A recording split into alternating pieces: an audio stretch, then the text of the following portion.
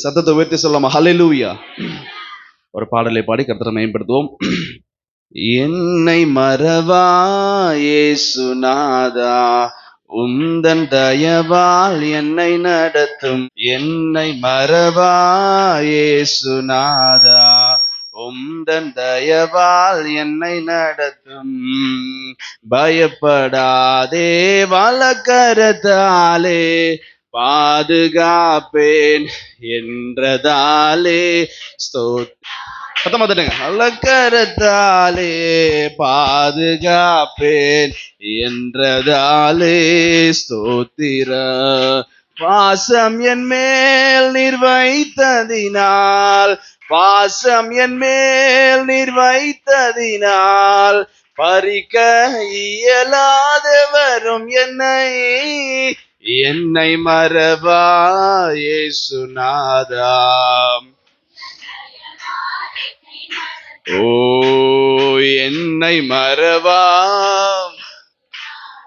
உந்தன் தயவால் என்னை நடத்தும்.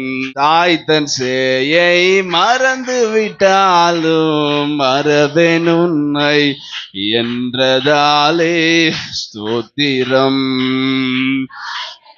சத்தத்தை உயர்த்தி உணர்ந்து பாடலை உணர்ந்து ஒன்ஸ் மோர். தாய் தன் சேயை, ஓ ஸ்தோத்திரம்.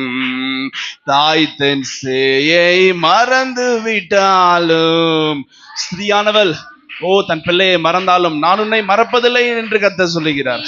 ஓ வரைந்திரன்றோவும் உள்ளங்கையில், வரைந்திரன்றோவும் உள்ளங்கையில் வல்லவயந்தன் துணை நீரே.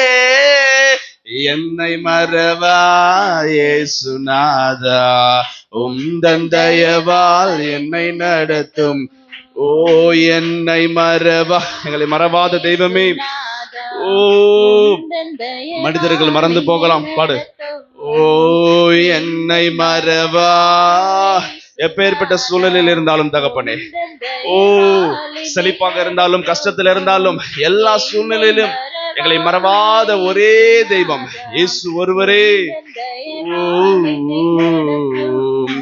அப்பா, உம்முடைய வேதத்தை தியானிக்க வந்திருக்கிறோம். பரிசுத்த ஆவியானவர் பேசுங்க அப்பா, நாங்கள் கேட்கிறோம் அப்பா. எங்கள் சுயம் சாம்பலாகட்டும், தாழ்த்த அர்ப்பணிக்கிறோம். நாங்கள் சிறுகும், நீர் பெருக உதவி பண்ணுங்க. இன்ப இயேசு ராஜாவின் மூலம் ஜெபமிக்க நல்ல பிதாவே, ஆமேன் ஆமேன். சத்தமா ஆமேன். சர்ச்சில் உற்சாகமா நீங்க காணப்படணும். அல்லேலூயா. இன்றைக்கு செய்தியோட ஒரு நபரை குறித்து பார்க்க போறோம். கேரக்டர் ஸ்டடிஸ் தான். முக்கியமான ஒருத்தர். கர்த்தர் அவரை ரொம்ப உயர்த்தி வச்சார், அவரை ரொம்ப நேசிச்சார், ரொம்பவும் நேசிச்சாரு, ரொம்பவும் திட்டினார். வேதத்துல யாராவது கண்டுபிடிங்க பார்க்கலாம், என்ன செய்தி கொடுக்க விசுவாசிங்க சொல்லுங்க பார்க்கலாம். கர்த்தர் ஒருத்தரை ரொம்ப நேசிச்சார். அவரை மாதிரி யாரையுமே நேசிக்கல, அதே மாதிரி அவரை மாதிரி யாரையும் திட்டல. தாவீது ஏசப்பா திட்டினாராக்கா? நீங்க தான் பக்கத்துல இருந்து பாத்தீங்களா? பேதுரு வேற இல்லப்பா, பழைய ஏற்பாடு இல்ல. மோசே ஏசப்பா திட்டினாரா? சொல்லுங்க, யாருக்குமே தெரியல. யார் சொன்னா யாக்கோபுன்னு? தப்பு. கரெக்டா சொல்லியிருக்க அந்த பொண்ணு யாக்கோபோட பையன். எப்ராயிம். ஆதியாகமம் 41 அதிகாரம் 52 வசனம் எடுத்து வாசிப்போம். ஆதியாகமம் 41:52 வசனம். நான் சிறுமைப்பட்டிருந்த தேசத்தில், நான் அதுக்கு மேல இருக்க வசனம் படிச்சுங்க. 2 பசங்க பிறக்கிறாங்க. முத பையனுக்கு என்ன பேரு? என் வருத்தம் யாவையும் என் தகப்பனுடைய குடும்பம் அனைத்தையும், என் தகப்பனுடைய குடும்பத்தை. உங்களுக்கு நல்லா தெரியும், யாக்கோபு என்ன பண்றாரு? யோசேப்பு ரொம்ப செல்லமான பிள்ளை, அண்ணங்கெல்லாம் சேர்ந்து வித்துடுறாங்க. யோசேப்பு இங்க உங்களுக்கு நல்லா தெரியும், இங்க பெரிய ஆளாயிட்டார், ராஜாக்கு அடுத்த நிலைமைக்கு ஆயிட்டார். அப்ப ஒரு பெண்ணை கல்யாணம் பண்றாரு, ஆசனாத் அப்படின்ற பெண்ணை கல்யாணம் பண்றாரு. அவருக்கு ஒரு குழந்தை பிறக்குது. அந்த குழந்தை முதலாவது பிறந்த பையனுக்கு என்ன பேர் வைக்கிறாரு அப்படின்னா தகப்பனுடைய வீட்டை நான் மறக்கும்படி நான் தேவன் மறக்கும்படி பண்ணினார் என்று சொல்லி தேவன் செய்தார் என்று சொல்லி மூத்தவனுக்கு மனாசே என்று பெயரிட்டான். மனாசே என்று பெயரிட்டான். அல்லேலூயா. ரெண்டாவது பையனுக்கு, நான் சிறுமைப்பட்ட தேசத்தில் ஃபர்ஸ்ட் பையனுக்கு ஒரு பேர் வச்சாரு. என்ன பேருனா, எங்க அப்பா வீட்டை மறக்க செஞ்சாரு, நான் ரொம்ப கஷ்டப்பட்டேன், என் பாடுகள்லாம் மறக்கிறதுக்கு உதவி செய்தாருன்னு சொல்லி நார்மலா ஒரு பேர் வைக்கிறான். ஆனா ரெண்டாவது பையனுக்கு என்ன பேர் வைக்கிறார் பாருங்க. நான் சிறுமைப்பட்ட தேசத்தில், ஓ, நான் கஷ்டப்பட்டு எகிப்திலே சிறுமைப்பட்டிருந்த இந்த தேசத்திலே தேவன் என்னை பழுக பண்ணினார் என்று ஆமென், சொல்லி தேவன் என்னை பலுக செய்தார் என்று சொல்லி இளையவனுக்கு எப்பிராயீம் ஓ, என்று பெயரிட்டான். எப்பிராயிம் என்று பெயர் வைத்தார். நீங்க எழுதிக்கணும், எப்பிராயிம் என்பதற்கு இரட்டை கனி, பெருகுதல் என்ற அர்த்தம். யாரெல்லாம் எழுதுறீங்க? காலேஜுக்கு போவீங்களா? இப்பெல்லாம் வெறும் கையில காலேஜுக்கு எல்லாம் போவீங்களா? சர்ச்சில் எழுதாம உட்காந்துருக்க கூடாது. அடுத்த வாரம் நீங்க நோட் எடுத்துட்டு வந்து எழுதணும். என்ன போட்டிருக்கு பாருங்க, எப்பிராயிம் என்பதற்கு இரட்டை கனி, பெருகுதல் என்ற அர்த்தம். அல்லேலூயா. ஆதியாகமம் 48 அதிகாரம் 16 வசனம் எடுத்து வச்சுக்கோங்க, நல்லா தெளிவா வாசிக்கணும். ஆதியாகமம் 48 அதிகாரம் 16 முதல் 20 வரை. என்ன பண்றாரு? யாக்கோபுக்கு வயதாகி விட்டது. இந்த யோசேப்பை என்ன பண்றாரு? 2 குழந்தைங்களை கூட்டிட்டு போய், அவனோட 2 பையனை கூட்டிட்டு போய் அப்பாட்ட கொடுத்து, அப்பா என் பசங்களை ஆசீர்வதிங்கன்னு சொல்லும்போது என்ன நடக்குது என்பது பாருங்க. எல்லா தீமைக்கும் நீங்களாக்கி என்னை மீட்டு தூதனானவர் இந்த பிள்ளைகளை ஆசீர்வதிப்பாராக, இந்த பிள்ளைகளை ஆசீர்வதிப்பாராக, என் பேரும் என் பிதாக்களாகிய ஆபிரகாம், ஈசாக்கு என்பவர்களின் பேரும் இவர்களுக்கு இடப்பட கடவது. இத சொல்றது யாரு? யாக்கோபு. என் பெயரும், எங்க அப்பா பேர் ஈசாக்கு, அவங்க அப்பா பேர் யாக்கோபு, இது ஆபிரகாம், எல்லாத்தோட ஆசீர்வாதமும் பேரும் இடப்பட கடவது. பூமியில் இவர்கள் மிகுதியாய் பெருக கடவர்கள். இந்த 2 பேரை சொல்லி, பூமியிலே இந்த 2 பேரும் மிகவும் பெருக கடவர்கள் என்று சொல்லி, தகப்பன் தன் வலது கையை எப்பிராயீமுடைய தலைமையில் வைத்ததை யோசேப்பு கண்டு. நல்ல கவனிங்க, முக்கியமான வார்த்தை, நல்ல கவனிங்க.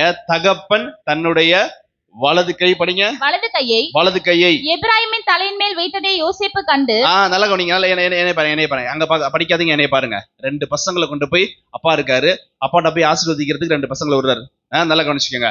பெரியவன் 2வது பையன். பெரியவன் என்ன பண்றாரு? வலது பக்கத்து நிக்க வைக்கிறார் மனாசேவன். எப்பிராயிம லெஃப்ட் ஹேண்ட் சைட்ல நிக்க வைக்கிறார். நான் சொல்றது உங்களுக்கு புரியுதா? நான் தான் இதுன்னு வச்சுக்கோங்க. யாரு? யாக்கோபுன்னு வச்சுக்கோங்க. அப்பா யோசேப்பு நிக்கும் போது மனாசேவை இங்கிட்டையும் எப்பிராயிம் இங்கிட்ட வைக்கிறாரு. ஆனா இந்த யாக்கோபு என்ன பண்ற, ரொம்ப வயசாயிருச்சு, கண்ணெல்லாம் போயிடுச்சு. என்ன பண்றாரு? கைய மாத்தி யார் மேல வைக்கிறாரு? எப்பிராயிம் மேல வச்சு மனாசே மேல இந்த கை வைக்கிறாரு. என்ன சொல்லி சொல்றாரு? அந்த கட்ட வாசிங்க. தகப்பன் தன்னுடைய கைய மாத்தி வைக்கிறத யோசேப்பு கண்டு, என் தகப்பனே அப்படி அல்ல, இவன் மூத்தவன், இவனுடைய தலையின் மேல் உமது வலது கையை வைக்க வேண்டும் பாருங்க. மாத்தி வைக்க 2வது பையன் மேல போய் கையை வைக்கிறாரு. அப்பா உடனே யோசேப்பு சொல்றான், இல்ல படிக்காதீங்க, இல்ல இங்க இல்லப்பா, தப்பா வைக்கிறீங்க, இந்த கையை இங்கிட்டு வைங்க, மனாசே மேல வைங்கன்னு சொல்லும்போது பதிலுக்கு யாக்கோபு என்ன சொல்றாரு பாருங்க. அவன் தகப்பன் கண் தெரியலங்க, ஆனாலும் தடுத்து, அது எனக்கு தெரியும் மகனே, எனக்கு தெரியும் 2 திருப்பி சொல்றாரு, எனக்கு தெரியும். இவனும் ஒரு ஜனக்கூட்டமாவான்.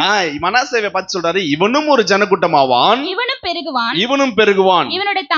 இவனோட தம்பியாகிய எப்பிராயிமோ இவனிலும் அதிகமாய் பெருகுவான், இந்த மனாசேயிலும் அதிகமாய் பெருகுவான். அல்லேலூயா. சத்தமா, அவனுடைய சந்ததியார் திரளான ஜனங்கள் ஆவார். நல்லா நீங்க வார்த்தையை கவனிக்கணும்.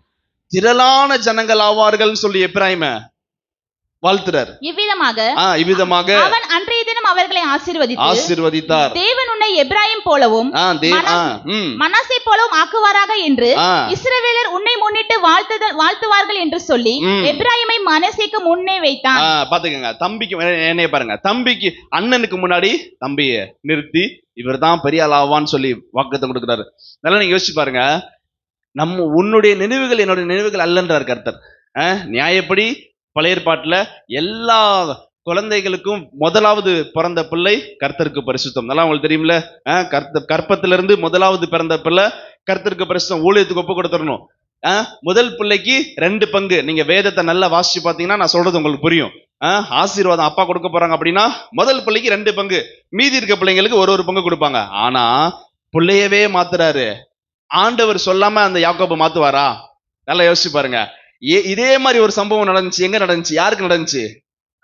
யாக்கோபுக்கு நடந்துச்சு. கை தட்டுங்க அந்த பிள்ளைக்கு, கை தட்டுங்க அந்த பிள்ளைக்கு. இதே போல ஆசீர்வதிக்கிறவருக்கு தெரியும். ஆசீர்வதிக்கும் போது ஆண்டவர் என்ன சொல்லிருப்பாரு? யாக்கோபு மகனே கையை மாத்தி வேண்டிருக்காரு. வெச்ச சொன்ன உடனே இவர் சிரிப்பு வந்திருக்கும். என்னைய தட்டி தூக்குனார்ல, எங்க அண்ணன் ஏசாவை விட என்னைய யாக்கோபாகிய என்னைய உயர்த்தினார்ல, பெரிய சம்பவம் இருக்கு வாழ்க்கையில, இவனுக்கு பெரிய சூப்பர் ஆசீர்வதிக்க போறான்னு சொல்லி மனசார என்ன பண்றாரு, எப்பிராயிம் ஆசீர்வதிக்கிறாரு. அந்த எப்பிராயிமை குறித்து தான் இன்றைக்கு நம்ம செய்திக்கு பார்க்க போறோம். அல்லேலூயா. எப்பிராயிமை குறித்து சாதாரண ஒரு இன்ட்ரடக்ஷன் மட்டும் நான் கொடுக்குறேன்.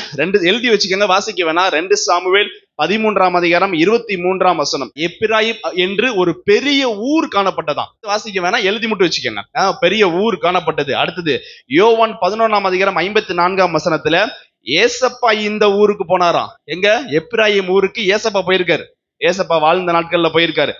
1 சாமுவேல் 1ஆம் அதிகாரம் 1ஆம் வசனத்துல இந்த எப்பிராயிம் எங்க இருக்கு அப்படின்னா மலை தேசம் என்று குறிப்பிடப்பட்டிருக்குது வேதத்துல. நல்லா கவனிக்கிறீங்களா? நான் சொல்றதுலாம் உங்களுக்கு நல்லா புரியுதா? நீங்க எவ்வளவுதான் நீங்க ஜாலியா இருந்தாலும், எவ்வளவுதான் நீங்க இது பண்ணாலும், கர்த்தருடைய வார்த்தைக்கு நீங்க இம்பார்ட்டன்ஸ் கொடுத்துடணும். நான் சொல்றது உங்களுக்கு புரியுதா? வீட்டுக்கு போய் எல்லாம் சமைக்க தான் போறீங்க, எல்லாம் சந்தோஷமா தான் இருக்க போறீங்க. ஆனா கர்த்தருடைய வார்த்தையை நீங்க 1 மணி நேரம் கர்த்தருடைய வார்த்தையை உற்சாகமாய் முழு உள்ளத்தோடு முழு பலத்தோடு நீங்க இது பண்ணணும். இவ்வளவு நீங்க ஆராதிச்சீங்க, ஆசையெல்லாம் நீர்தானையா, தேவையெல்லாம் நீர்தானையா அப்படின்னு நல்லா வாய்க்கிலேயே பாடிட்டு ஒவ்வொருத்தர் வாய் பார்க்கணுமே, அப்படியே பொழக்குது, அப்படியே சத்தமா 2 கை தூக்கி. ஓகே, அப்ப ஆசைதான் இந்த இது. ஆண்டவர் பதில் பேசுறாருல செய்தி மூலியமா, இதுதான் அவர் உங்கள்ட்ட பேசுறது.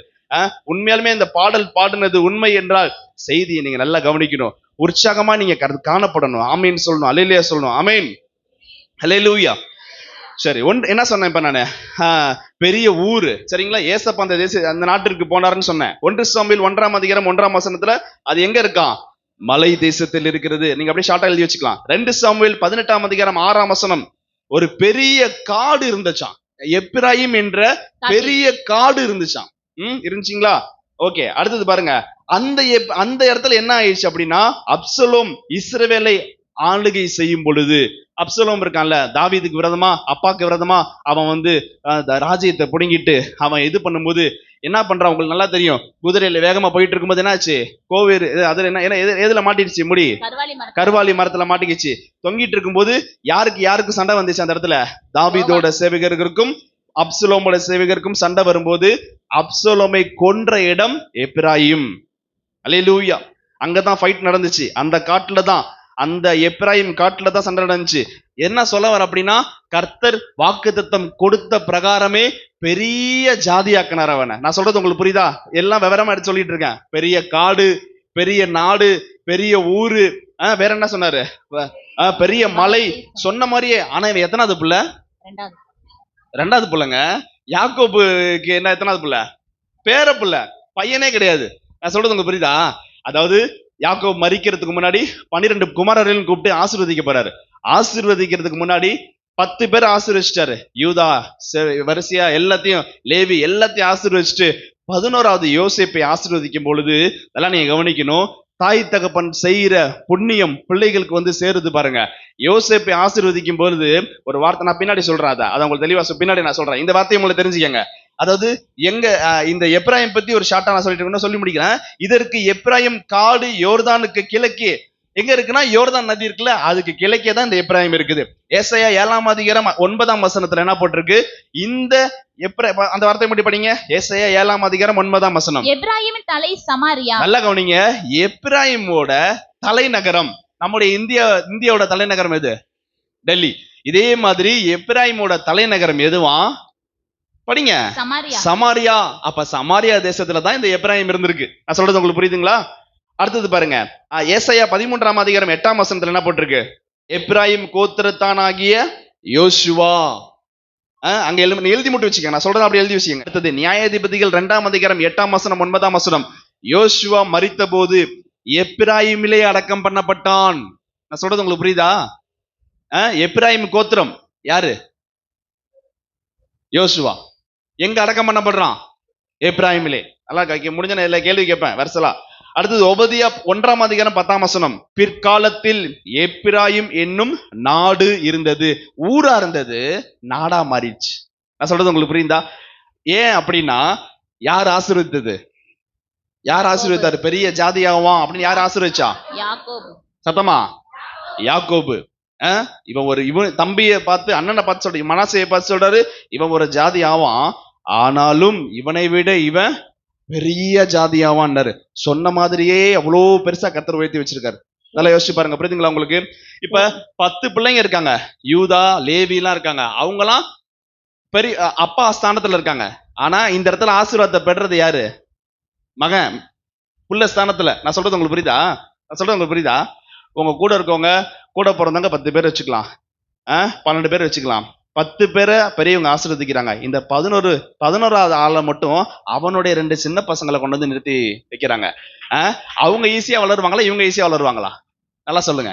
10 பேர் சீக்கிரம் வளருவாங்களா, 2 பேர் சீக்கிரம் வளருவாங்க? 10 பேர் தான் சீக்கிரம் வளருவாங்க. ஆனாலும் கர்த்தர் இவனை ஒரு பெரிய ஜாதி ஆக்குவேன்னு சொன்னனால பெரிய நாடு, பெரிய காடு, பெரிய ஊரு, பெரிய மலை தேசம், பட்டணம் பெருசா உயர்த்திட்டாரு. அவ்வளவு அருமையா உங்களுக்கு வரிசையா நான் சொல்றேன் பாருங்க. பெரிய கோத்திரமா மாத்திட்டாரு. அப்ப இந்த எப்ராயிம்ட்ட இருந்து நம்ம என்ன கத்துக்க வேண்டும்? இவ்வளவு நேரம் சொன்னது எப்ராயிம்னா யாரு இன்ட்ரடக்ஷன் தான் கொடுத்திருக்கோம். இந்த எப்ராயிம்ட்ட இருந்து நம்ம என்ன கத்துக்கலாம் அப்படின்னா, நல்லா தெரிஞ்சுக்கங்க. யார் இந்த எப்ராயிம்? கர்த்தர் அவனை எப்படி நேசிச்சார் என்று பார்த்தா வசனம் போட்டிருக்கு. ஆதியாகமம் 41:52 எல்லா பிளஸிங்ஸும் போட்டிருக்கு. இவன் ஆசீர்வதிக்கிறதுக்கு முன்னாடி யாக்கோபு ஒரு வார்த்தை சொல்றாரு. என்ன சொல்றாரு பாருங்க. ஆதியாகமம் 48:5 வசனம். நான் உன்னிடத்தில் எகிப்துக்கு வரும் முன்னே உனக்கு எகிப்து தேசத்தில் பிறந்த உன் 2 குமாரரும் என்னுடைய குமாரர். எப்படி யாக்கோபு வந்து யோசேப்பை பார்த்து சொல்றாரு, 10 பேர் ஆசீர்வதிச்சிட்டேன்பா. இந்த யோசேப்பை பார்த்து சொல்றாரு, உன்னுடைய குமாரர்கள் 2 குமாரர் என்னுடைய குமாரர். எந்த ஸ்தானத்துல உயர்த்துறாரு நீங்க எல்லாம் சிந்திச்சு பாருங்களேன். பேர பிள்ளைய எவ்வளவு பெரிய ஸ்தானத்தை கொடுக்கிறாரு, புல்லன்ற ஸ்தானத்தை கொடுக்கிறாரு. அது சாதாரண காரியங்கள் கிடையாது.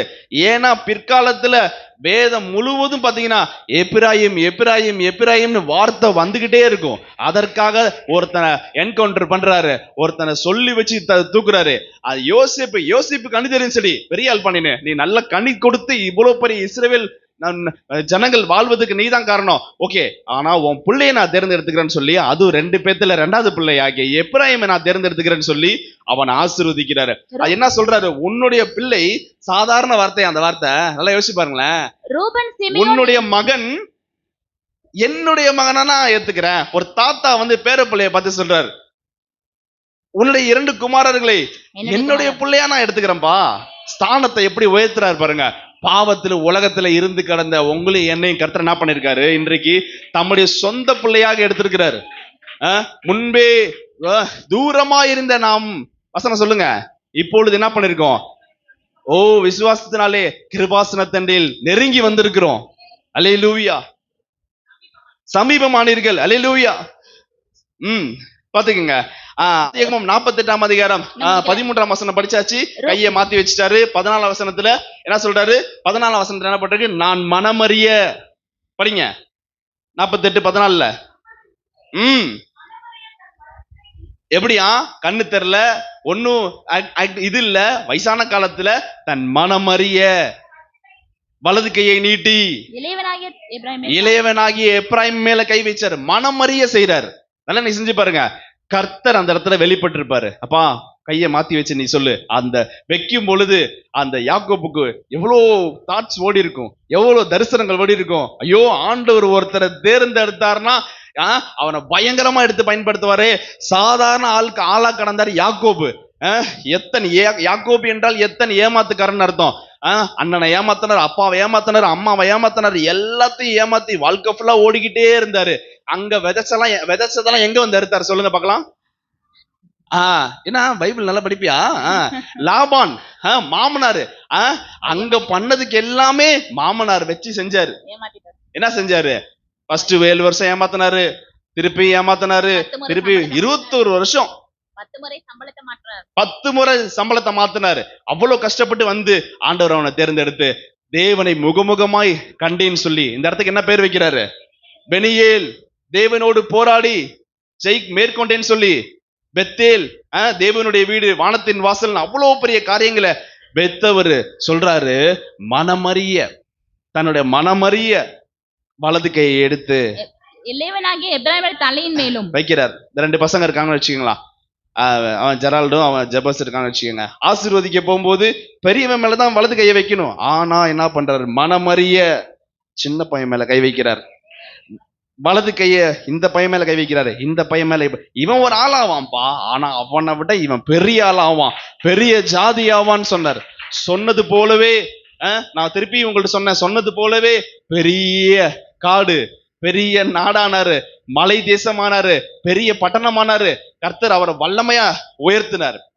அப்ப இப்ப யார் இந்த எப்ராயிம் நல்லா உங்களுக்கு தெரிஞ்சிருச்சா? சரி, எப்ராயிமோட ஃபேமிலி டீடைல்ஸ் அங்க போட்டிருக்கு, வாசிக்க வேணா, எழுதி மட்டும் வச்சுக்கோங்க. 1 நாளாகமம் 7ஆம் அதிகாரத்துல எப்ராயிம் கோத்திரத்தை பற்றி அவன் ஒரு பெரிய கோத்திரன் போட்டிருக்கு. என்னாகமம் 1ஆம் அதிகாரம் 32, 33. என்னாகமம் 1ஆம் அதிகாரம் 32, 33 எல்லாமே கானான் தேசத்தை சுதந்திரிக்கிறதுக்கு எல்லாம் கவனிச்சுட்டே, நீங்க என்னை கவனிச்சுட்டே இருக்கணும். கானான் தேசத்தை சுதந்திரிப்பதற்கு எல்லா போருக்கு போகும் பொழுது 10 பேரு, யூதா, லேவி, செபுலோன் எல்லாம் வரிசையா ஆளுங்களை ஏற்படுத்துறாங்க. அந்த இடத்துல இப்ப யார் வந்து நிக்கிறா? நல்லா வளர்ந்து வந்து யார் நிக்கிறா? எப்ராயிம். நல்லா யோசிச்சு பாருங்க. உங்களுக்கு சொல்றது புரியுதா? உங்களுக்கு பெரியவங்களோட பெரியவங்க இருக்கீங்க, உங்களோட அந்த சின்ன பையன் வந்து என்ன எப்படி இருக்கும்? அவன் எப்படி வந்து நிக்கிறானா, 20 வயதுக்கு மேல் யுத்தத்திற்கு புறப்படுறதற்கு எல்லாரும் எண்ணப்பட்ட போது எப்ராயிம் கோத்திரத்தில் எண்ணப்பட்டவர்கள் 40,500 பேர். எப்படியா? 20 வயசுக்கு மேல போருக்கு போறவங்க 40,500 பேர் வந்து நிக்கிறானுங்க. அப்ப 20 வயசுக்கு மேல ஒரு எத்தனை, ஒரு 50 வயசுக்குள்ள வச்சுக்கலாம், 40 வயசுக்குள்ள அவ்வளவுதான். அப்ப வயசானவங்க எவ்வளவு பேர் இருந்திருப்பாங்க? 20 வயசுக்கு கீழே குழந்தைங்க எவ்வளவு பேர் இருந்திருப்பாங்க? அவ்வளவு பெரிய ஜாதியாக்குறார் கர்த்தர். வாக்குத்தத்தம் சொன்ன பிரகாரமே எப்ராயிமை உயர்த்தினார். கர்த்தர் உங்களுக்கு எவ்வளவு வாக்குத்தத்தம் கொடுத்திருப்பாரு. உடனே நான் அந்த ஒரு கஷ்டமான சிச்சுவேஷன்ல உங்களுக்கு ஏகப்பட்ட வார்த்தைகள் கொடுத்திருப்பாரு. நீங்க மறந்தாலும் கர்த்தர் எல்லாவற்றையும் தன்னுடைய ஞாபக புஸ்தகத்துல எழுதி வச்சிருக்கிறாரு. அவர் சொன்ன ஒரு வார்த்தை கூட கீழே விழுவாதாம். அருமையா போட்டிருக்கு. எழுத்தாகிலும் அந்த எழுத்தின் உறுப்புகளாகிலும் அழிந்து போவதில்லை. தொணக்கால் இருக்குல்ல, தொணக்காலுக்கு வேல்யூ இல்ல, எதுலையாவது போட்டாதான் தொணக்காலுக்கு வேல்யூ. அந்த தொணக்கால் கூட கீழே விழுகாது, அதற்கு பதிலாக இந்த வானமும் பூமியும் ஒளிந்து போயிரும். எப்படி பாருங்களேன், அருமையா சொல்றாரு பாருங்க. வானமும் பூமியும் ஒளிந்து போயிரும், ஆனா வார்த்தைன்னு ஒரு உறுப்பு கூட ஒளிந்து போகாது என்று கர்த்தர் சொல்கிறார். அல்லேலூயா. சொன்ன பிரகாரமே இவனை உயர்த்திருக்கார். யோசுவா 17ஆம் அதிகாரம் 15ஆம் வசனம். ரொம்ப பெருகிட்டாங்க. யாரெல்லாம் என் செய்தி அப்படி கவனிச்சுட்டு கூட வரீங்க? யாருக்கெல்லாம் புரியுது நான் செய்தி கொடுக்கறது? 2 பேருக்கு புரிஞ்சா கூட எனக்கு ரொம்ப சந்தோஷம். தெளிவா பாத்துக்கங்க. ரொம்ப பெருகிட்டாங்க. வாசிங்க இந்த வசனத்தை. யோசுவா 17ஆம் அதிகாரம் 15ஆம் வசனம். நீங்கள் ஜனம் பெருத்தவர்களாயும். யோசுவா சொல்றாரு எப்ராயிம் பார்த்து, எப்பா ரொம்ப பெருகிட்டீங்க, ஜனம் பெருத்தவர்களாயிட்டீங்க. எப்ராயிம் மலைகள் உங்களுக்கு நெருக்கமாயும் இருந்தால். ரொம்ப நெருங்கி போய் கம்ப்ளைண்ட் பண்றான். யார்கிட்ட போய்? யோசுவாட்ட போய் கம்ப்ளைண்ட் பண்றான். சார், எங்களுக்கு இருக்கிறது இடம் இல்ல, கொஞ்சம் இடத்தை கொஞ்சம் பெருசு பண்ணி கொடுங்கன்னு. உடனே சொல்றாரு, ரொம்ப இடம் இதா இருந்துச்சுன்னா பெர்சியர், ரெப்பாயிமர் அந்த காடுகளை நீங்கள் சுதந்தரித்துக் கொள்ளுங்கள், இடம் உண்டாக்கி கொள்ளுங்கள், அங்க போய் இடத்தை வச்சுக்கப்பா. அப்ப எந்த அளவுக்கு கடவுள் பெருக பண்ணிருக்காரு. நான் சொல்றது உங்களுக்கு புரியுதா? வார்த்தை கரங்க உற்சாகம் பத்திரிக்கை கத்தரை மேம்படுத்துவோம். நீங்க சாதாரண ஆளா இருக்கலாம், நீங்க ரொம்ப சமுதாயத்துல ஏழ்மையான ஆளா இருக்கலாம், ஆனா கர்த்தர் இன்னைக்கு எல்லாம் யோசிச்சு பாருங்களேன். நீங்க ரட்சிக்கப்பட்டதுக்கு முன்னாடி எப்படி இருந்தீங்க, இன்னும் கொஞ்ச வருடங்களுக்கு முன்பாக நீங்க எப்படி இருந்தீங்க, ஆனா கர்த்தர் இன்னைக்கு உங்களையும் உங்கள் பிள்ளைகளையும் வர்த்திக்க பண்ணி குடும்பமாய் திருச்சபையில வந்து நிறுத்தி இருக்கிறார். அல்லேலூயா. யோசிச்சு பாருங்க. யோசுவாட்ட போய் கம்ப்ளைண்ட் பண்றாங்க. கோத்திரங்கள்லாம் பிரிச்சு கொடுத்தாச்சு, 12 கோத்திரம் பிரிச்சு கொடுத்தாச்சு, எப்ராயிமுக்கு இடம் பத்தல. நேரா போய் என்ன பண்றான், எங்களுக்கு இடம் பத்தலன்னு சொல்லி கேட்கும் பொழுது உடனே சொல்றாரு, அந்த பக்கத்துல இருக்க காடுகள் எல்லாம் அழிச்சிட்டு நீங்க போய் குடியேறிருங்கப்பா அப்படின்றாரு. அந்த அளவுக்கு பெருக செஞ்சிருக்கிறார். நம்முடைய தேவன் எப்படிப்பட்ட தேவன்? பெருக்கத்தின் தேவன், இல்லாதவைகளை இருக்கிறவைகள் போல் அழைக்கிற தெய்வம். உங்களுக்கு கஷ்டத்துல இருக்கீங்க, கண்ணீர்ல இருக்கீங்க, கையில காசு இல்லையா, கர்த்தர் உங்களை சாதாரணமா பார்க்கல, உங்களை விசேஷித்தமானவர்களா பார்க்கிறாரு. விசேஷித்தமானவர்களாக பார்த்தனாலதான் இன்றைக்கு திருச்சபையில இருந்து உங்களை நிறுத்தி வச்சிருக்கிறார். அல்லேலூயா. இது வந்து சொல்லும் போது உங்களுக்கு வந்து என்ன சும்மா சாதாரணமா சொல்றாங்க அப்படிலாம் இல்ல. விசுவாசிக்கிறவர்களுக்கு எல்லாம் கூடும் ஆகும். அல்லேலூயா. யாரெல்லாம் கர்த்தரை விசுவாசிக்கிறீங்களோ, ஆபிரகாம பார்த்தாரு. நல்லா யோசிச்சு பாருங்களேன். ஒருத்தனை பார்க்கல, அவன் மூலியமா கோடிக்கணக்கான பேரை பார்த்தாரு அவரு. புரியுதா? அதனாலதான் சொன்னாரு, மலட்டு கற்பம் செத்து போச்சு, ஒண்ணுமே இல்ல, வாய்ப்பே இல்ல.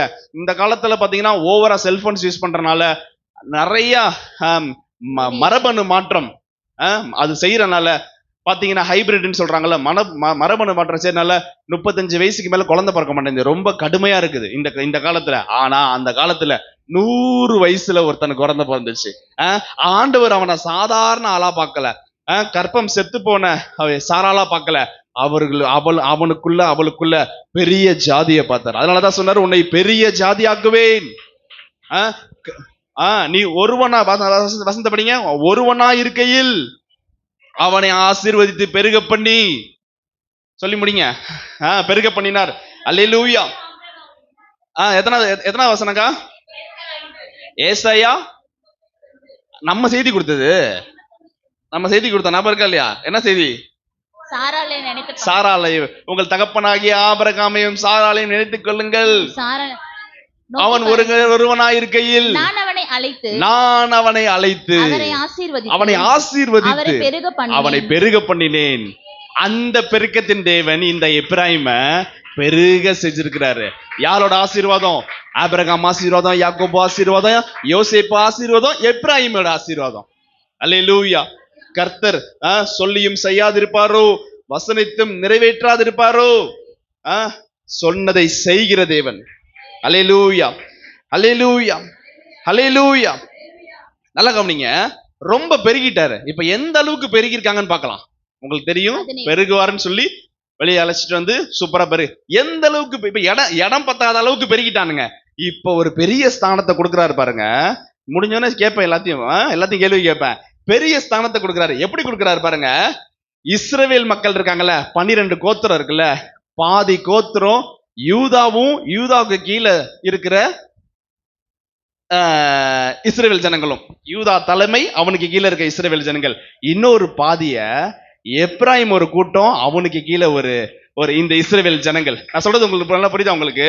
ஏங்க அவன் சாதாரண ஆளுங்க. யூதா முதல் எத்தனாவது பையன்? யூதா 4வது பையன். அவனுக்கு கீழே இவனோட சித்தப்பா பெரியப்பா எத்தனாவது பெரியப்பா? 4வது பெரியப்பா. அவரு எத்தனையோ மனைவியை கட்டியிருப்பாரு, எவ்வளவு பிள்ளைங்களை பெற்றிருப்பாரு. அவருக்கு ஈக்குவலா என்ன பண்றா? வசனத்தை நான் உங்களுக்கு சொல்றேன் பாருங்க. ஏசாயா 11ஆம் அதிகாரம் 13ஆம் வசனம் வாசிங்க. ஏசாயா 11:13. ஏசாயா 11ஆம் அதிகாரம் 13ஆம் வசனம். எப்பிராயீமின் பொறாமை நீங்கும். நல்லா கவனிங்க வார்த்தையை பாருங்க. எப்பிராயீமின் பொறாமை நீங்கும். யாரு மேல பொறாமை? படி. யூதாவின் சத்துருக்கள் சங்கரிக்கப்படுவார்கள். இவனு இப்ப எங்க வளர்ந்து எங்க வந்துட்டான்? பெரியப்பாட்ட மோதிர அளவுக்கு வந்துட்டான். பிள்ளைங்களாம் வளர்ந்துட்டு கேள்வி கேட்கும் தெரியுமா? பாருங்க, என்னம்மா என்ன பெரிய சின்ன பிள்ளைல பயப்படுங்க, பெரியப்பானா பயம். ஐயோ பெரியப்பா அடிப்பா. வீட்டுல அம்மா சொல்லி வளர்ப்பாங்க, இரு உங்க பெரியப்பாட்டே சொல்றேன், அடிக்க சொல்றேன்னு. பெரிய ஆள் ஆனதுக்கு பெரியப்பாக்கு முன்னாடி நெஞ்ச நிமித்தி நிப்பாப்புல. இப்ப என்ன ஆச்சு? யூதாவுடைய பெருமை பொறாமை நீங்கும். யூதாவின் சத்துருக்கள் சங்கரிக்கப்படுவார்கள். எப்பிராயீம் யூதாவின் மேல் பொறாமையா இரான். எப்படி 2 குரூப் ஆயி? எப்பிராயீம் யூதாவின் மேல் பொறாமையா இரான். யூதா எப்பிராயீமை துன்பப்படுத்தான். யூதா எப்பிராயீமை அடிச்சுக்கிறானுங்க. அந்த இடத்துல கர்த்தர் சொல்றாரு, இல்ல அடிச்சுக்க மாட்டீங்க, நான் சமாதானத்தை கொடுக்குறேன். அவ்வளவு பெரிய ஆளாயிட்டியா நீனு? எனக்கு எகத்தாப்புல நிக்கிறதுக்கு ஆளாயிட்டியா? 2 குரூப் ஆயிருச்சு. இஸ்ரவேல் கோத்திரம் 12 கோத்திரம் 2 குரூப் ஆகி, ஒரு குரூப் யூதாவின் தலைமை, ஒரு குரூப் எப்பிராயீமின் தலைமை. சொன்ன வாக்குத்தத்தம் நிறைவேற்றினாரா நிறைவேற்றலையா?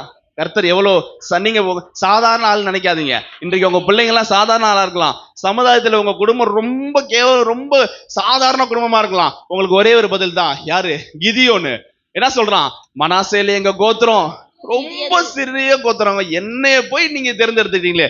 அவனை வைத்துதான் கர்த்தர் பெரிய அற்புதங்களை செய்தார். அவன் தான் அந்த காலத்துல அந்த எல்லா கோத்திரங்களுக்கும் தலைவனாக்கி போய் எரிகவை பிடிக்க. நான் செய்தி கொடுத்தேன், பட்டய செய்தி பாத்தீங்களா? பெரிய பெரிய பெரிய பெரிய காரியங்கள்லாம், பெரிய பெரிய காரியத்துல எல்லாம் பாத்தீங்கன்னா ஜெயித்து வந்தான். அல்லேலூயா. சரி, நல்லா கவனிங்க. ஏசாயா இப்ப பார்த்தாச்சு, எப்பிராயீம் யூதா பார்த்தாச்சு, அவ்வளவு பெரிய ஆளாயிட்டாரு. இப்ப எசேக்கியேல் 37ஆம் அதிகாரம் 16ஆம் வசனம். எசேக்கியேல் 37ஆம் அதிகாரம் 16ஆம் வசனம். மனுபுத்திரனே, நீ ஒரு கோலை எடுத்து. நல்லா கவனிங்கப்பா, சூப்பரான வார்த்தைப்பா. முன்னாடி சொல்லும் போது நீங்க நம்பாதவங்களா இப்ப கண்டிப்பா நம்பிதான் ஆகணும். நீ ஒரு கோலை எடுத்து அதிலே யூதாவுக்கும் அதை சேர்ந்த இஸ்ரவேல் சேர்ந்த ஒரு கூட்டத்திற்கும் புத்திரருக்கும் அடுத்தது என்று எழுது, பேர் எழுது. பின்பு வேறொரு கோலை எடுத்து, இன்னொரு கோலை எடுத்து அதிலே எப்பிராயீமுக்கும். கரங்களை உற்சாகமாத்தி கட்டமைப்படுத்துங்க. எப்பிராயீமோட பேர் எழுது. யோசேப்பின் கோல் என்று எழுது. எங்க நிக்கிறான் பாருங்களேன். சாதாரண ஆளுங்க, சமுதாயத்துல வெறுக்கப்பட்டு ஒதுக்கப்பட்ட ஆளுங்க, சின்ன பையங்க, சின்ன தாவீதை வச்சா கர்த்தர் பெரிய அற்புதங்களை செஞ்சார். சின்ன மனுஷனுக்குள்ள பெரிய ஆண்டவர் வந்தா பெரிய பெரிய அற்புதங்கள் நடக்கும். கரங்களை உற்சாகமா பாடலாம். ஓ உள்ளத்துக்குள்ள தேவ வல்லம வந்தா உன்னை கொண்டு எல்லாம் நடக்கும். ஓ சின்ன மனுஷனுக்குள்ள பெரிய ஆண்டவர் வந்தா பெரிய பெரிய அற்புதங்கள் நடக்கும். ஓ உள்ளத்துக்குள்ள தேவ வல்லம வந்தா உன்னை கொண்டு எல்லாம் நடக்கும். ஓ உன்னை கொண்டு அற்புதங்கள் நடக்கும். உலகமை உன்னை பார்த்து வியக்கும். சத்தமா கரங்களை தட்டி பாடலாமா? சத்தம் விருத்தி. உலகமை உன்னை பார்த்து வியக்கும். ஓ உள்ளத்துல கர்த்தர் வந்தா எல்லாமே மாறும். சின்ன மனுஷனுக்குள்ள மனுஷனுக்குள்ள பெரிய ஆண்டவர் வந்தா பெரிய பெரிய அற்புதங்கள் நடக்கும். கொண்டே எல்லாம் நடக்கும். தெருவில் பேதுருவை தேடி ஓடி வந்ததையா கூட்டம். பாடுங்க. ஓ தெருவில் பேதுருவை தேடி ஓடி வந்ததையா கூட்டம். ஓ நிழலை தொட்டவுடன் வியாதி சொல்லாம போனதையா ஓடி. நிழலை தொட்டவுடன் வியாதி சொல்லாமல் போனதையா ஓடி. ஓ உள்ளத்துல கர்த்தர் வந்தா எல்லாமே மாறும். சின்ன மனுஷனுக்குள்ள பெரிய ஆண்டவர் வந்தா பெரிய பெரிய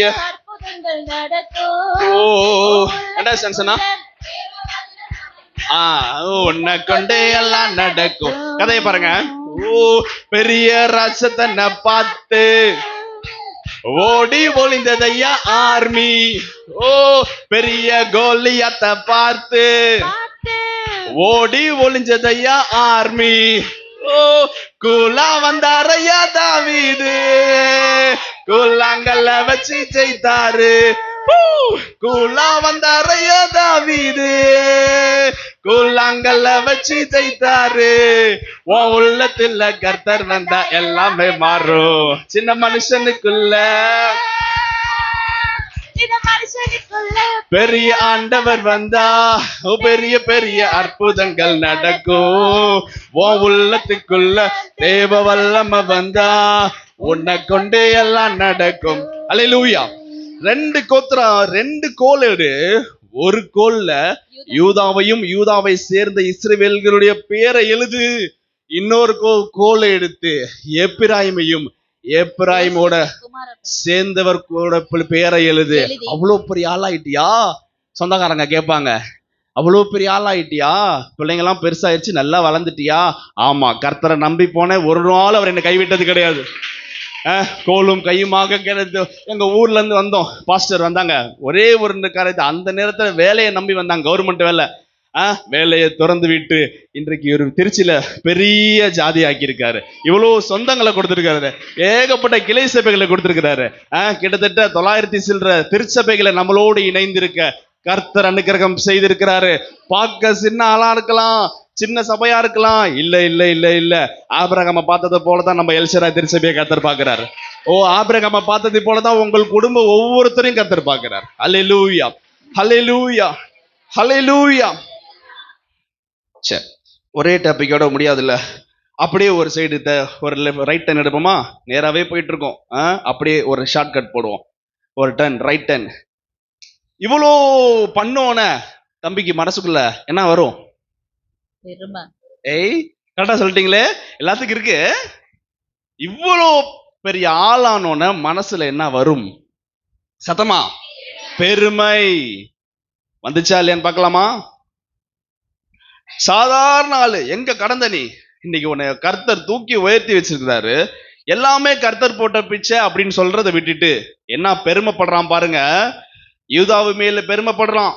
இதம் 78:67. அவர் யோசேப்பின் கூடாரத்தை புறக்கணித்தார். நல்லா கவனிங்க, பெருமைப்பட்டவன கர்த்தர் என்ன பண்றாரு? படிங்க. யோசேப்பின் கூடாரத்தை புறக்கணித்தார். ஆ, எப்பிராயீம் கோத்திரத்தை அவர் தெரிந்து கொள்ளாமல். எப்படி பாருங்க, பெருமைன்னு ஒண்ணு வந்த உடனே மனசுல என்ன, அவனோட ஸ்தானத்தை இழக்கிறான் பாருங்க. எப்பிராயிம் கோத்திரத்தை தேவன் தெரிந்து கொள்ளாமல் தெரிந்து கொள்ளாமல், யூதா கோத்திரத்தையும் எப்படியா, யூதா கோத்திரத்தை தமக்கு பிரியமான சியோன் பர்வதத்தை ஆமென். தெரிந்து கொண்டார். தெரிந்து கொண்டார். உன்னைய கொண்டு வந்து எங்க வச்சிருக்கிறேன், அப்ப நீ எவ்வளவு ஐயோ சைலண்டா இருக்கணும். பெருமை உள்ளவர்களுக்கு தேவன் எதிர்த்து நிற்கிறார், தாழ்மை உள்ளவர்களுக்கோ கிருபை அளிக்கிறார். கிருபை அளிக்கிறார். இந்த பெருமையானவன என்ன பண்றாரு, இந்த வார்த்தையை சொல்றார். எப்பிராயிம் பார்த்து கர்த்தர் சொல்றாரு, ஏசாயா 28:1 ரொம்ப பெருமையா அலையறான். உடனே கர்த்தர் சொல்றாரு, எப்பிராயீமுடைய வெறியரின் பெருமையான கிரீடத்துக்கு ஐயோ. என்னவா, ஐயோ. பெருமை. எடுத்து வாசிங்க, ஏசாயா 28:1. எப்பிராயீமுடைய அண்டர்லைன் பண்ணுங்க அந்த வார்த்தையை, அண்டர்லைன் பண்ணுங்க அந்த வார்த்தையை. சாதாரண ஆளை கொண்டு வந்து அவ்வளவு பெரிய ஆளாக்குனாரு. பெருமை வந்தனால அந்த வசனத்தை வாசிங்க. பெருமையான கிரீடத்துக்கு ஐயோ. திருப்பி வாசிங்க. எப்பிராயீமுடைய வெறியரின் பெருமையான கிரீடத்துக்கு வெறியா ஐயோ. இருக்கான் ரொம்ப தம்பி, மாப்பிள்ளைக்கு அவ்வளவு வெறி, வெறியா இருக்கான். வெறியான பெருமையின் கிரீடத்துக்கு ஐயோ. ஐயோ. மதுபானத்தால் மயக்கம் அடைந்தவர்களின் வீட்டுல போய் வாசி செழிப்பான- பாத்துக்கங்க, போதும். வீட்டுல போய் வாசி பாத்துங்க. வீட்டுல வாசி, இங்க வாசிக்க கூடாது. வீட்டுல பைபிளே படிக்கிறது இல்ல, சர்ச்சில் வந்து வெயில் படிக்கிறது. ஏன்னா வீட்டுல நேர டைம் இருக்காதுல்ல, நீங்க சொல்லும் போதே படிச்சாதான் பாஸ்டர், அப்புறமா நான் மறந்து போயிடுறேன். எழுதி வச்சு வாசி. எப்பிராயீமுடைய வெறியரின் பெருமையான கிரீடம் காலால் மிதித்து போடப்படுவதாக. பாத்தீங்களா எவ்வளவு அருமையா போட்டிருக்காரு.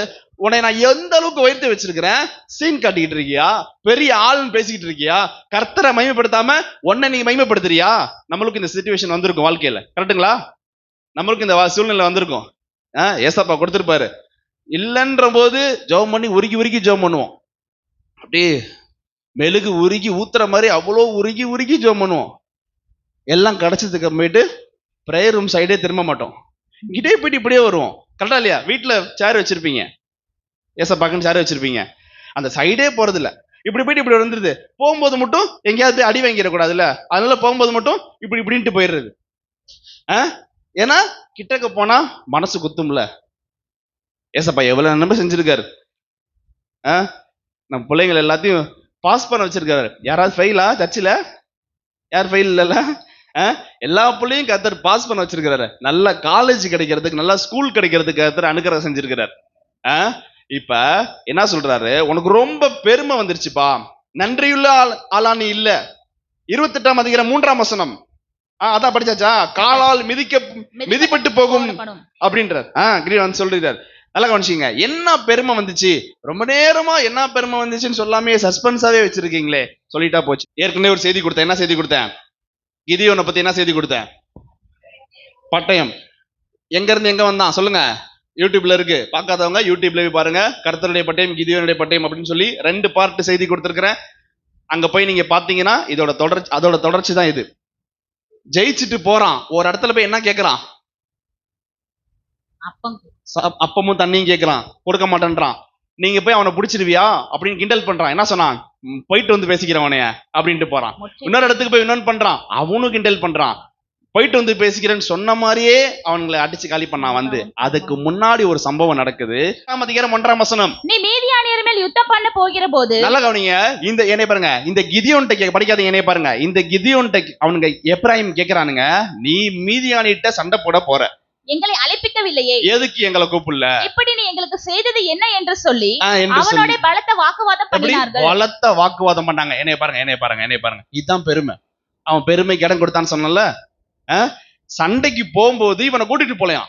மெனக்கட்டு போற நேரத்துல அவன் கஷ்டப்பட்டு அத்தனை ஆயிரம் பேரை கழட்டி விட்டுட்டு வெறும் 300 பேரோட ஜெயிச்சுட்டு அடுத்தடுத்த நாட்டுக்கு போயிட்டு இருக்கான். இவன் போயிட்டு இருக்கும் பொழுது இடையில பூந்து கேள்வி கேட்கிறான். சொல்றேன், இடையில பூந்து கேள்வி கேட்கிறான், நீ எதுக்கு என்னைய கூப்பிடல? நான் ஒரு ஆள் இருக்கேன். நான் இங்க வீட்டுல கேட்பாங்க தெரியுமா, வீட்டுல நான் ஒரு ஆள் இருக்கேன், எனக்கு என்ன மரியாதை? என்கிட்ட சொன்னியா, என்கிட்ட செஞ்சியா, என்கிட்ட கேட்டியா, என்கிட்ட பர்மிஷன் கேட்டியா, வச்சியா, அப்படி இப்படின்னு கேட்பாங்க. பாத்துக்கங்க என்ன கேட்கிறான். இவன் பெரிய ஆளாயிட்டனால என்ன சொல்றான், நீ மீதியான்ட்ட சண்டை போட போற, என்கிட்ட ஒரு வார்த்தை சொன்னியா? திருப்பி அந்த வசனத்தை படிங்க. நீ மீதியானிமை யுத்தம் பண்ண போகிற போது எங்களை அழைப்பிக்கவில்லையே, எங்களை அழைப்பிக்கவில்லையே, இப்படி நீ எங்களுக்கு செய்தது என்ன என்று, இப்படி செய்தது என்ன என்று சொல்லி அவனோட பலத்த வாக்குவாதம் பண்ணினார்கள். சாதாரண வாக்குவாதம் இல்ல, செம்ம ஃபைட். அவனே எதிராளியை பிடிக்க ஓடிக்கிட்டு இருக்கான். இந்த இடத்துல இடையில பூந்துட்டு பலத்த வாக்குவாதம் பண்ணான். அந்த நேரத்துல சாமர்த்தியமா கிதியோன் ஒரு பதில் சொல்றாரு, படிங்க. அதற்கு அவன், நீங்கள் செய்ததற்கு நான் செய்தது எம்மாத்திரம்? நீங்க பெரிய ஆள்பா. யாரு? கிதியோன் சொல்றாரு சாமர்த்தியமா, ஏன்னா உள்ளன விட மாட்டானே. நீ எப்ராஹிம், நீங்க பெரிய ஆள்பா, நீங்க எவ்வளவு பெரிய காரெல்லாம் செய்றீங்க, நம்மலாம் சாதாரண ஆள்பா. அபியேசரின் திராட்சை பழத்தின் முழு அறுப்பை பார்க்கிலும் எப்ராஹிமரின் மீதியான அறுப்பு அதிகம். பெரிய ஒரு திராட்சை தோட்டம் இருக்கு, அதை விட எப்ராஹிம் திராட்சை தோட்டம் தான் ரொம்ப பெருசு. தேவன் உங்கள் கையிலே மீதியானின் அதிபதிகளை ஒப்பு கொடுத்தாரே, நீங்கள் செய்ததிலும் நான் செய்யக்கூடாது எம்மாத்திரம் என்றார். ஏற்கனவே ஆண்டவர் உங்களை அவங்க கையில ஒப்படைச்சாரு, நீங்க அடிச்சிட்டீங்க. நீங்க செஞ்ச காரியத்தை விட நான் செஞ்ச காரியம் சாதாரண காரியம் அப்படின்னு கிதியோன் தாழ்த்தி சாமர்த்தியமா பதில் சொல்றான். இந்த வார்த்தை அவன் சொன்னபோது, இந்த வார்த்தையை புகழ்ந்த பொழுது அவன் மேல இருந்த அவரோட கோபம் ஆறிற்று. இப்பதான் இவருக்கு தம்பிக்கு சந்தோஷமா இருக்கு. அப்படி வா வலிக்கு புகழ்ந்தோன்னு இவருக்கு அப்படியே வெயில் நேரத்துல அப்படியே ஐஸ் வாட்டர்ல குளிப்பாட்டின மாதிரி இருக்கு. பலத்த வாக்குவாதமா பார்த்தான் கிதியோனு. இவன் நொய் நொயின்றான், போமாட்டான். இப்ப பாரு எப்படி அனுப்புறேன் பாருன்ட்டு, நீங்க எவ்வளவு பெரிய ஆளுங்க, நான் சாதாரண ஆள், சரி போய் பிடிச்சிட்டு வந்துடுறேன் அப்படின்னு சொன்னால இவருக்கு அப்படியே கொழுந்துருச்சு மனசு. பெருமை, இதுதான் பெருமையை சொல்றாரு. ஏசாயால என்ன படிச்சோம்? பெருமையான கிரீடத்தை வெறியரின் பெருமையான இறக்கு கீழே, அந்த கிரீடம் காலில் போட்டு மீழ்ச்சி போடுவேன்றார் ஆண்டவர். உன் பெருமையெல்லாம் ஒண்ணுமெல்லாம் ஆக்கிடுவேன்றார் கர்த்தர். கர்த்தருக்கு பிடிக்காத காரியம் பெருமை. 2 காரியம் கர்த்தருக்கு பிடிக்காது. ஒன்று என்னது? விக்கிரக ஆராதனை. காரணம், நான் எரிச்சலுள்ள தேவனா இருக்கிறேன்னு சொல்றார். விக்கிரகத்தை யாராவது உண்டு செஞ்சாங்கன்னா அந்த வசனம் முடியுது, எரிச்சலுள்ள தேவனா இருக்கிறேன். 2வது, கர்த்தர் ஒருத்தருக்கு எதிரியா மாறுறாருன்னா யாருக்கு? வேற எதுவுமே நீங்க பண்ண, கொலை பண்ண வேணாம், ஒண்ணு பண்ண வேணாம், மனசுக்குள்ள பெருமை இருந்தா போதும். ஒருத்தனை எட்டி மீச்சார் யாரு? லூசிபர். மேல இருந்து எட்டி ஒரே மிதி கீழே வந்துட்டான். பெருமைக்கு ஒரு நாள் இடம் கொடுக்க கூடாது. தாழ்மையா இருக்கவங்க பாருங்களேன், வாழ்க்கையில மேல மேல மேல மேல போயிட்டே இருப்பாங்க, அவங்களை யாராலையும் தடுக்கவே முடியாது. பெருமையா இருந்தாங்கன்னா அப்படியே தேங்கி நின்றுவாங்க. இப்படி ஒரு சம்பவம் நடக்குது பாருங்க. சில பேர் நமக்குள்ளேயே, நம்ம மக்களுக்குள்ளேயே சில காரியங்கள்லாம் இருக்கும். விசுவாச பிள்ளைகளுக்கு, விசுவாச பிள்ளைகள் எல்லாம் சபையில ஒரே விசுவாசி தான், ஆனா ஒருத்தர் மேல ஒருத்தர் விரோதங்கள், கோபங்கள், போட்டி, பொறாம, தொட்டதெல்லாம் அல்பத்தனமா சண்டை போட்டுக்குவாங்க. திடீர்னு இன்னைக்கு யாராவது உடனே ஒரு முடிச்சுக்கிட்டு போவாங்க, என்னன்னு பார்த்தா அவங்க புது ட்ரெஸ் போட்டு வந்திருப்பாங்க, இவங்க எதிராளி. அதுக்கு என்ன பண்ணுவாங்க? மூஞ்சி தெரியும். ஆம்பளைங்களாம் அப்படி கிடையவே கிடையாது. என்ன சொல்றீங்க? நம்மளாம் என்ன ட்ரெஸ் போறோம் நம்மளுக்கே தெரியாது. சந்தோஷமா அப்படியே ஹாப்பியா இருப்போம். பெண்கள் தான் முதல்ல எப்படி பாராட்டினா அதுக்கு ஆப்போசிட். எல்லா திருச்சபையிலும் பெண்கள் எப்படி விசுவாசியா இருக்கிறார்களோ அதே மாதிரி எல்லா திருச்சபைகளிலும் பெண்களாலதான் சண்டை வருகிறது. எல்லாம் நாட் பண்ணிக்கங்க, நல்லா பாத்துக்கங்க. என்ன போட்டிருக்க அப்ப? சில பேர் என்ன பண்ணுவாங்க? ஆணவம், அகம்பாவம், பெருமை, நான் எவ்வளவு பெரிய ஆள் தெரியுமா, அசால்ட் பண்ணிடுவாங்க. அது புரியுதா உங்களுக்கு? அசால்டேஷன் தெரியுதா? ஒருத்தர் கொலை பண்ணிடுறேன், அசால்ட் பண்ணிடுவேன்னு. அவ்வளோ நான் என்னோட பேக்ரவுண்ட் தெரியுமா, ரசிக்கப்படுறதுக்கு முன்னாடி எப்படி இருந்தேன் தெரியுமா, அப்படி இப்படின்னு பழைய கதை இழுத்து விட்டுருவாங்க. சில பேர் பழைய கதை ஆரம்பிச்சாலே நம்ம எஞ்சி ஓடிடுவோம். கரெக்டா இல்லையா? ஐயோ ஆரம்பிச்சுட்டாங்கயா,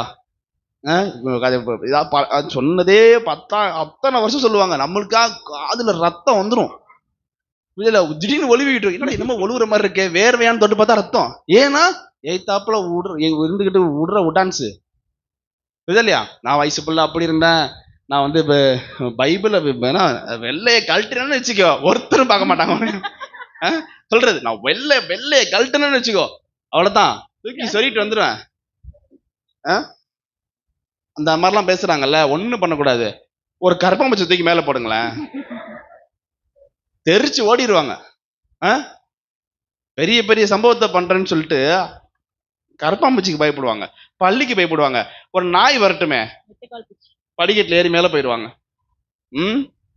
சரி, என்ன ஆகுது பாருங்களேன். ரோமர், சில பேர் பாத்தீங்கன்னா ரோமர் 6ஆம் அதிகாரம் 6ஆம் வசனத்துல இந்த பெருமையா இருக்கவங்க என்ன பண்ணுவாங்க? ரோமர் 6ஆம் அதிகாரம் 6ஆம் வசனத்துல பழைய மனுஷனாகிய நாம் இனி பாவத்துக்கு ஊழியம் செய்யாதபடிக்கு ஆ, பாவ சரீரம் ஒளிந்து போகும் பொருட்டாக நல்லா கவனிங்க. ரட்சிக்கப்பட்டு ஞானஸ்தானம் எடுத்து நல்ல செய்தி கேட்போம். பாவ சரீரம் ஒளிந்து போகும் பொருட்டாக ஒளிந்து போகும் பொருட்டாக நம்முடைய பழைய மனுஷன் நம்முடைய பழைய மனுஷன் அவருடைய கூட சிலுவையில் அறையப்பட்டதென்று அறிந்திருக்கிறோம். இயேசுவோடு கூடிய சிலுவையில் அறையப்பட்டது என்று அறிந்திருக்கிறோம். அறிந்திருக்கிறோம். ஆனாலும் ஒரு சண்டைன்னு வந்துச்சுன்னு வச்சுக்கோங்களேன், சிலுவையிலிருந்து இறங்கி வந்து தூக்கி சொருகின்னு ஒன்று கோடி வரியா கேக்குறது, கேள்வி கேக்குறது. ஒன்று கோடி ஒத்த வச்சுக்கலாமா?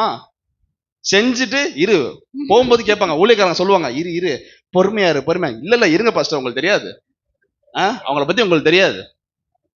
சண்டை போட்டு வந்து திருப்பி நான் சிறுவையில ஏறிக்கிறேன். ஏன்னா சிறுவையில இருந்தானே பாவம் மனுஷன் இறங்கி வந்திருக்காங்க. 5 நிமிஷம் இருங்க பாஸ்டர், இருங்க ஜெபம் பண்ணிக்கங்க, போய் ஒரு ஃபைட்டை போட்டு வந்துருன்ட்டு சண்டையை போட்டு வந்து நின்னுக்கிறது. பழைய மனுஷன் சிலுவையில் அறையப்பட்டார். ஏசாயா 3ஆம் அதிகாரம் 16-17. ஏசாயா 3ஆம் அதிகாரம் 16-17. சீயோன் குமாரத்திகள், சீயோன் குமாரத்தி ஆகிய திருச்சபையில் உட்கார்ந்து இருக்கிற பெண்கள் அகந்தையா இருந்து எப்படியா? அகந்தை. ரொம்ப அகந்த. உனக்கு யாரெல்லாம் பேர் வாங்கிருக்கீங்க வீட்டுல? அம்மா பட்ட இந்த பேர்லாம் யாரெல்லாம் வாங்கிருக்கீங்க? நல்ல பழமா, ஆண்டவர் ஆசீர்வதி பாருமா. ரொம்ப அகந்த உனக்கு, ரொம்ப ஆட்டிக்கிட்டு போற. பேசுவாங்களா? சீயோன் குமாரத்தி அகந்தையா இருந்து. சாதாரண ஆளுங்க. இன்னைக்கு நீ வந்து மேக்கப் போட்டு இங்க வந்து நின்னோன்னு, நானும் பெரிய ஆளு, என்னை கூப்பிடல, என்கிட்ட சொல்ல, என்கிட்ட ஒரு வார்த்தை சொன்னாங்களா, நான் வரவே மாட்டேன். கல்யாணத்துக்கு எனக்கு பத்திரிக்கை வைக்கல, நான் வரவே மாட்டேன். வீட்டுல வந்து பத்திரிக்கை வைக்கலையா? கல்யாணத்துக்கு என் வீட்டுல வந்து பத்திரிக்கை வைக்கல, நான் கல்யாணத்துக்கு வருவேன், கை நினைக்க மாட்டேன். வராட்டினா போ, சோறு மிச்சமா? யோசிச்சு பாருங்க. அப்படி அகந்தையா இருக்கிறது. போட்டிருக்கு, என்ன போட்டிருக்கு? சீயோன் குமாரத்தியோ அகந்தையா இருந்து கழுத்தை நெரித்து நடந்து கண்களால் மருட்டி பார்த்து. கழுத்தை நெரித்து எப்படி? ஹீல்ஸ் போட்டுக்கிட்டு. ஹீல்ஸ் போட்டோன்னா மேல ஏறிடுவாங்க. பாத்துருக்கீங்களா இல்லையா? கால் இழுக்குது. எப்படிதான் அந்த ஹீல்ஸை போட்டு நடக்கிறீங்களோ. கழுத்தை நெரித்து கண்களால் மருட்டி பார்த்து, அது கண்ணை உருட்டுறது, அப்படியே மலத்தி பாக்குறது கண்ணை. ஒய்யாரமாய் நடந்து தங்கள் கால்களில் சிலம்பு ஒலிக்க திரிகிறார்கள். கொலுசு ஒண்ணு கால்ல சிலம்பு ஒலிக்க திரிகிறார்கள். எவ்வளவு சர்ச்சில் கொலுசு போட்டு காலை வெட்டி கையில கொடுத்துற, கொலுசு போட்டு சலங்கை ஒலிக்க ஜல்லு ஜல்லு என்று திரிகிறாளாம். சந்திலையும் பொந்திலையும் ஓடுறது. நைட்ல திடீர்னு ஜல் ஜல் சவுண்ட் இருக்கும். பேய் ஓடுதுன்னு எட்டி பார்த்தா நைட் ஏத்தி விட்டு ஓடுறது. எங்க? செலினக்கா கடைக்கு. என்ன வாங்க?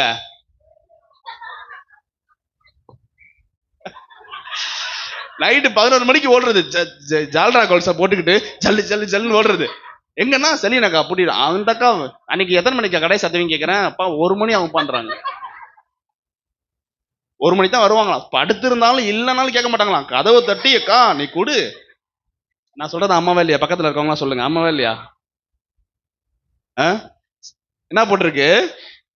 சிலம்பொலிக்க திரிகிறார்கள். ஆதலால் ஆண்டவர் சீயோன் குமாரத்திகளின் உச்சந்தலையை மொட்டையாக்குவார். ரொம்ப பெருமையா போயிட்டு இருக்கியா? முடி கொட்டுதா தங்கம்? என்ன சொல்ற ஆண்டவர்? உச்சந்தலையை மொட்டையாக்குவார். மொட்டை அடிச்சிருவேன். சில பேருக்கு இங்க மட்டும் வண்ட தெரியும். பெருமையா இருக்கவங்க எல்லாம் பாருங்களேன், குடிஞ்சு மாட்டே கை வச்சு பாருங்க, தெரியும் உங்களுக்கு எல்லாம். உச்சந்தலையை மொட்டையாக்குவார். பால்டு ஹெட், மொட்டை அடிச்சு விட்டுருவாரு. பழைய காலத்துலலாம் முன்னாடி எல்லாம் பாத்தீங்கன்னா வயசானவங்களுக்கு எல்லாம் இங்க பால்டு இருக்கும், சைட்ல எல்லாம் முடி இருக்கும். இந்த காலத்துல அவன் மண்டைய பாருங்களேன், இங்கிட்டலாம் சொட்டை, மேல மட்டும் முடி. இது வந்து ஃபேஷன். கரெக்டுங்களா இல்லையா? உச்சந்தலையே மொட்டை அடி பண்றாரு. எதுக்கு மொட்டை அடி பண்ணாரு? பெருமை, அகந்தை. மனுஷா இல்லையா? ஃபர்ஸ்ட் வார்த்தையே சீயோன் குமாரத்தி ரொம்ப அகந்த பிடிச்சு அலைகிறா. சர்ச்சுக்கு வந்து பிரயோஜனம் இல்ல, திருவிருந்து எடுத்து பிரயோஜனம் இல்ல, ரொம்ப அகந்தையா இருந்து ஒய்யாரமாய் நடந்து கண்களால் அப்படியே மரட்டி மரட்டி ஆராதனை பண்ணும் போது கண்ணு பக்கத்துல இருக்காங்க என்ன ட்ரெஸ் போட்டு வந்திருக்காங்கன்னு பார்த்து மார்க் போட்டு இதை போட்டு அங்கிங்க திரிகிறா. உன்னுடைய அகந்தையை நீக்குவதற்காக மொட்டை அடிச்சிருன்றார் ஆண்டவர். அல்லேலூயா. அண்ணா இப்ப அல்லேலூயா வராதே. இப்ப ஆளே இல்லையா? அல்லேலூயா. ஆளே இல்லையா? எங்கயா சும்மா அல்லேலூயா கேக்குற? ஒரு சம்பவமா இவனுக்கு, எப்ராஹிமுக்கு ஒரு சம்பவம் மட்டும் இல்ல, 2வது சம்பவம் பாருங்க. ஃபர்ஸ்ட் சம்பவம் என்ன? இவன் எங்க போய் கேட்டான்? கேள்வி கேட்டான். பெரிய ஆளான எங்க போய் கேட்டான்? கிதியோன்ட்ட போய் கேட்டான். இன்னொருத்தர் போய் கேட்கறான் பாருங்க. நியாயாதிபதிகள் 12ஆம் அதிகாரம் 1ஆம் வசனம். 1 2 4 5 6 எபிராயிம் மனுஷர் ஏகமாய் கூடி திருப்பி என்ன பண்றான்? ஏற்கனவே கிதியோன்ட்ட போய் ஒம்பளுத்துட்டு வந்துட்டான். இப்ப 2வது 12ஆம் அதிகாரத்துல ஏகமாய் கூடி தப்பு பண்றதுக்கு கூட்டமா போவாங்க, ஒற்றுமையா இருப்பாங்க. அதுலலாம் ஒருத்தவங்க வீட்டுல ஒருத்தர் பேசல அப்படின்னா சொல்லி கொடுத்து ஃபேமிலி இருக்க எல்லாத்தையும் பேசாம ஆக்கிறது. இதே மாதிரி ஃபேமிலி ஜெபம் பண்ண, நீ குடும்ப ஜெபம் இதே மாதிரி பண்றது இல்ல. ஆனா ஒருத்தர் பேசுற அப்படின்னா சொல்லி கொடுத்துறது, அவங்கள்ட்ட பேசாத, அவங்கள்ட்ட ஒண்ணு இது பண்ணாத, அவங்கள்ட்ட அதை எடுக்காத, அவங்கள்ட்ட அதை பண்ணாத, அவங்கள்ட்ட இதை பண்ணாத, எல்லாம் பிளானா குடும்பமா என்ன பண்றான்? எப்ராயிம் குடும்பமாய் கூடி எப்தாவை நோக்கி. எப்தா எவ்வளவு பெரிய ஆளு? எப்தா அவன்கிட்ட போய் நியாயாதிபதிகள் 12ஆம் அதிகாரம் 1ஆம் வசனம், எப்தாவின் இடத்தில் இப்பதான் கிதியோன்ட்ட போய் ஒம்பளுத்துட்டு வந்து அடுத்தது எப்தாட்ட போய் ஒம்பளுக்குறான். நீ எங்களை உன்னோட கூட வரும்படி அழைப்பியாமல் அம்மோன் புத்திரர் மேல் யுத்தம் பண்ண போனது என்ன? எப்படி நீ போவ என்னை விட்டுட்டு? உன் வீட்டையும் உன்னையும் அக்கினியால் சுட்டு போடுவோம் என்றார்கள். எப்படி நீ என்ன கூட்டு போலல, இரு எல்லாத்தையும் நான் அடிச்சு காலி பண்றேன் பார். எப்படி வளர்ந்துட்டேன்னு பேசுறியா? பெரிய ஆளாயிட்டான்னு பேசுறியா? எங்க கடந்த பேர பிள்ளையா இருந்த உன்னை மகனா உயர்த்தி வச்சிருக்கிறாரு, நல்லா வளர்ந்துட்டேன்னு சொல்லி பெருமை பிடிச்சு போய் ஒவ்வொருத்தட்டையா பொம்புழுக்கிற. ஏசப்பா இன்னைக்கு உன்னை நல்லா வச்சிருக்கிறாரு, அடுத்தவங்களை கேவலமா பார்க்கிறது. நீயும் அதே கஷ்டம் தான் பட்டுட்டு இருந்த ஒரு நாள் ஒரு காலத்துல. ஆனா இன்னைக்கு சக விசுவாசிகளை மற்ற ஜனங்களை ரொம்ப அற்பமா பார்க்கிறது. ஒரு நாளும் அப்படி இருக்கக்கூடாது என்று கர்த்தர் சொல்லுகிறார். அல்லேலூயா, அல்லேலூயா. நல்லா தெரிஞ்சுக்கங்க. என்ன பண்றான்? விரோதமா பண்றான். வசந்த வாசிங்களா, சூப்பரா இருக்கும், பாத்தீங்களா? படிங்க. 4ஆம் வசனம், 5ஆம் வசனம், 6ஆம் வசனம். எப்தா கீலேயாத் மனுஷரை கூட்டிக் கொண்டு எப்பிராயீமரோடு யுத்தம் பண்ணினான். நல்லா கவனிங்க. எப்தாட்ட பிரச்சனை பண்ணி சண்டை போட்டு, ஏற்கனவே அவன் இன்னொருத்தட்ட சண்டை போட்டுட்டு இருக்கான், அம்மோன் புத்திரட்ட சண்டை போட்டுட்டு இருக்கான். எதிராளி கூட போய் சேர்ந்துக்கிட்டு, இவன் யாரு? கர்த்தரோட புள்ள. எப்தாவும் கர்த்தரோட புள்ள, எப்பிராயீமும் கர்த்தரோட புள்ள. ஆனா எதிராக இருக்கிற அம்மோன் கூட சேர்ந்துக்கிட்டு யார்கிட்ட சண்டைக்கு வரான்? இப்ப எப்பிராயீம் யார்கிட்ட சண்டைக்கு வரான்? எப்தாட்ட சண்டை போடுறான். ஒரு பிளான் பண்றான் எப்தா. படிங்க. கீலேயாத்தியர் எப்பிராயீமிற்கு முந்தி யோர்தானின் துறைகளை பிடித்தார்கள். அடுத்த வசனம். நீ ஷிபோலெத் என்று கீலேயாத் மனுஷர் நீ எப்பிராயீமனா என்று அவனை கேட்பார்கள். அவன் அல்ல என்றால் நீ ஷிபோலெத் என்று சொல் என்பார்கள். சூப்பரான ஒரு மேட்டர் வருது இந்த இடத்துல. எப்பிராயீம் மக்கள் தோத்து போயிட்டானுங்க.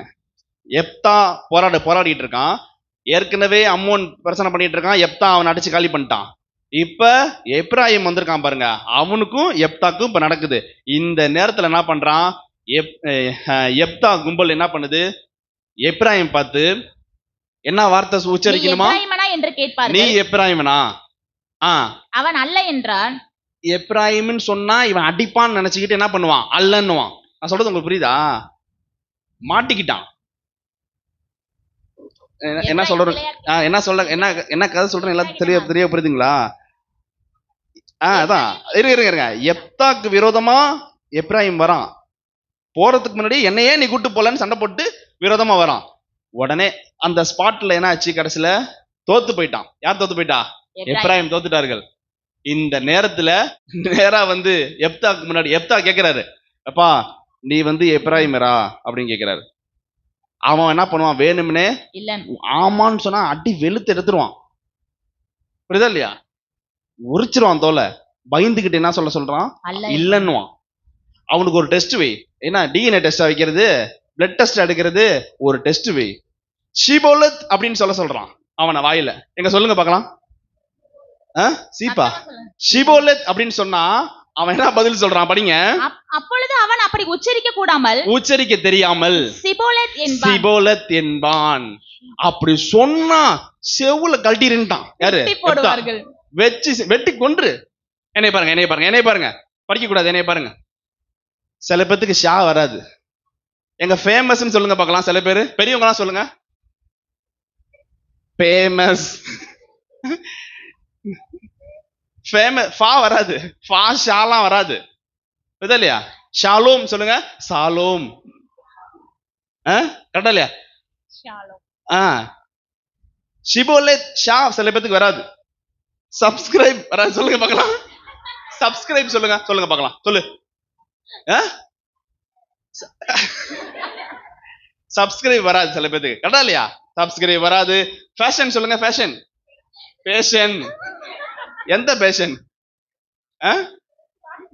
பாஸ் பேஷனா? சரி, அங்க மாட்டிருக்கலாம். அது என்னது மேல? அது கெட்டு போச்சுன்னா என்ன சொல்லுவாங்க பெரியவங்க? சொல்லுங்க. பீஸ் போச்சா? ஃபியூஸ் போச்சு. மாட்டினீங்களா? அப்ப சில பேர்த்துக்கு இந்த ஃபூ பா ஷா இதெல்லாம் வராது சில பேர்த்துக்கு. என்ன சொல்றான்? ஷிபோலேத்னு சொன்னா அவன் என்ன பண்றான்? வாலண்டரா தம்பி வந்து மாட்றான், சிபோலேத்ன்றான். சொன்னா விட்டுருவான்ட்டேன். கழுத்திலே ஒரு போடு, கழுத்தாம்பட்டிலே ஒரு போடு. எத்தனை பேர் செத்து போயிட்டாங்களா? 40,000 பேர். தேவையா? 40,000 பேர் செத்து போயிட்டாங்க. சும்மா இருந்த ஓனான வேட்டியில தூக்கி போட்டுட்டு ஐயோ குத்துதே குறையுதேன்னு ஆடுறாங்க. புரியுதா இல்லையா? ரோட்ல கிடக்குற கோடாரி எடுத்து காலில் போட்டுட்டு ஐயோ கால் வீங்கிருச்சுங்க. அது பாட்டு கிடந்துச்சு, ஒழுங்கா போக வேண்டியதானே. சும்மா போய் எப்தாட்ட உம்பிழ்த்திருக்கான். ஏன் என்னை கூட்டு போல? இப்ப பாரு உன்னை என்ன பண்றேன்னு சொல்லி மாட்டிக்கிட்டு சிபோலேத்னு சொல்றதுக்கு பதிலா சிபோலேத்னு சொல்லி எத்தனை பேர் செத்து போயிருக்காங்க? 40,000. நம்ம சிரிக்கிறோம், உண்மையாலுமே ஆழ்ந்து சிந்திச்சு பாருங்களேன். ஒரு உயிர், சாதாரண ஒரு உயிர் இறந்துட்டாப்ல, எவ்வளவு ஏரியாவே வேதனைப்பட்டுச்சு. எத்தனை ஆயிரம் பேர் செத்து போயிருக்காங்க? 42,000 பேர் செத்து போயிருக்காங்க. எதினால? பெருமையினால. நான் சொல்றது உங்களுக்கு புரியுதா? எவ்வளவு பெரிய இழப்பு பாருங்க. அந்த ஊர்ல இருக்க மக்கள் எவ்வளவு வேதனைப்பட்டிருப்பாங்க. 42,000 பேரு மரித்து போயிருக்காங்களே. ஒவ்வொரு வீட்லயும் அழுகுரல் அப்படி கேட்டிருக்கும். இளவு வீட்டுல அவ்வளவு அழுகுரல் கேட்டிருக்கும். காரணம் என்ன? ஒன்னே ஒண்ணுதான், பெருமை பெருமை பெருமை பெருமை பெருமை. கர்த்தருடைய பிள்ளைங்களுக்கு பெருமை ஆகவே ஆகாது. பெருமை பாராட்டினா நல்லா பெருமை பாராட்டலாம். ஆனா எதை குறித்து பெருமை பாராட்டுறாரு பவுலு? எதை குறித்து பெருமை பாராட்டுறாரு பவுலு? ஏசப்பாவை குறித்து மட்டும் தான் பெருமை பாராட்டுறாரு. எல்லாவற்றையும் கிறிஸ்துவுக்காக நஷ்டம் என்றும் குப்பையும் என்றும் எண்ணினேன். வெள்ளிக்கிழமை செய்தி கொடுத்துருக்கோம். வெள்ளிக்கிழமை செய்தி கொடுத்தோம் பவுல் எதுலெல்லாம் மீண்டு வந்தாருன்னு சொல்லி. அவர் எவ்வளவு காரியங்கள்ல பவுல் வந்து பாத்தீங்கன்னா கர்த்தருக்காக இழந்து வந்திருக்கிறாரு. ஆனா எல்லாவற்றையும் தமிழ்ல வந்து நஷ்டமும் குப்பையும் போட்டிருக்கு. இங்கிலீஷ்ல வந்து டங்குன்னு போட்டிருக்கு. டங்கு அப்படின்னா சாணம்னு அர்த்தம். சாணி இருக்குல்ல. அப்ப என்னோட பெருமை, என்னோட படிப்பு, எனக்கு இருக்கிறது எல்லாமே பவுல் சொல்றாரு, நான் எப்படி என்றேன்? நஷ்டமும் குப்பையுமாக, சாணியாக என்றேன், டங்காக என்றேன். சொல்றது புரியுதுங்களா? அவ்வளோ தாழ்மையா இருக்காரு அந்த இடத்துல. சில பேர் பாத்தீங்கன்னா, நான் அந்த சர்ச்சுக்கு போறேன், இந்த சர்ச்சுக்கு போறேன், அடுத்தவங்கள்ட்ட பேசினா தெரியும், திருவிருந்துக்கு மட்டும் வருவாங்க. நீங்க என்கரேஜ் பண்றீங்க, நான் பண்ணக்கூடாதுன்றேன். அங்க போக முடியலன்னா இங்க ஞாயிற்றுக்கிழமை திருவிருந்துக்கு வராங்க. அதுக்கு கிடையாது. இங்க இந்த சபையில விசுவாசிக்கிறது அந்த திருவிருந்து. நான் அந்த சர்ச்சுக்கு போறேன், ஏரியாக்குள்ளதான் இருப்பாங்க. அங்க அவ்வளவு தூரம் உன்னை யார் பஸ் ஏறி அவ்வளவு தூரம் போக சொல்றது? அடிவாசல்ல இல்லாத எல்ஷடா எதிர் சபையா? சபையில வந்து உனக்கு இங்க சபையில ஏதாவது வசன பஞ்சமா? அவ்வளவு கிடைக்குது வசனம். அப்ப கடைசியில வந்த எல்லாம் ஆடி முடிச்சுட்டு வயசானா உடம்பு இல்ல, அப்ப வரும் செவத்த பிடிச்சிட்டீங்க. இப்ப ஏமா இங்க வந்தா? இல்ல அவ்வளவு தூரம் பஸ் ஏறி போக முடியல. நல்லா தெரிஞ்சுக்கங்க. அங்க போறோம், அங்க போறாங்க, போய் பார்த்தா பாஸ்டருக்கு இவங்கள தெரியாது. கரெக்டா? இவங்களுக்கு பாஸ்டர் தெரியாது. கும்பலான கும்பல், கூட்டத்தோட போயிட்டு கூட்டத்தோட வருவாங்க. ரெண்டாவது ஆராதனை பண்ணும்போது இப்பெல்லாம் ஃபேஷன் ஆயிடுச்சு, பக்கத்துல யார் இருக்கானே தெரியாது. ஏன்னு சொல்லுங்க?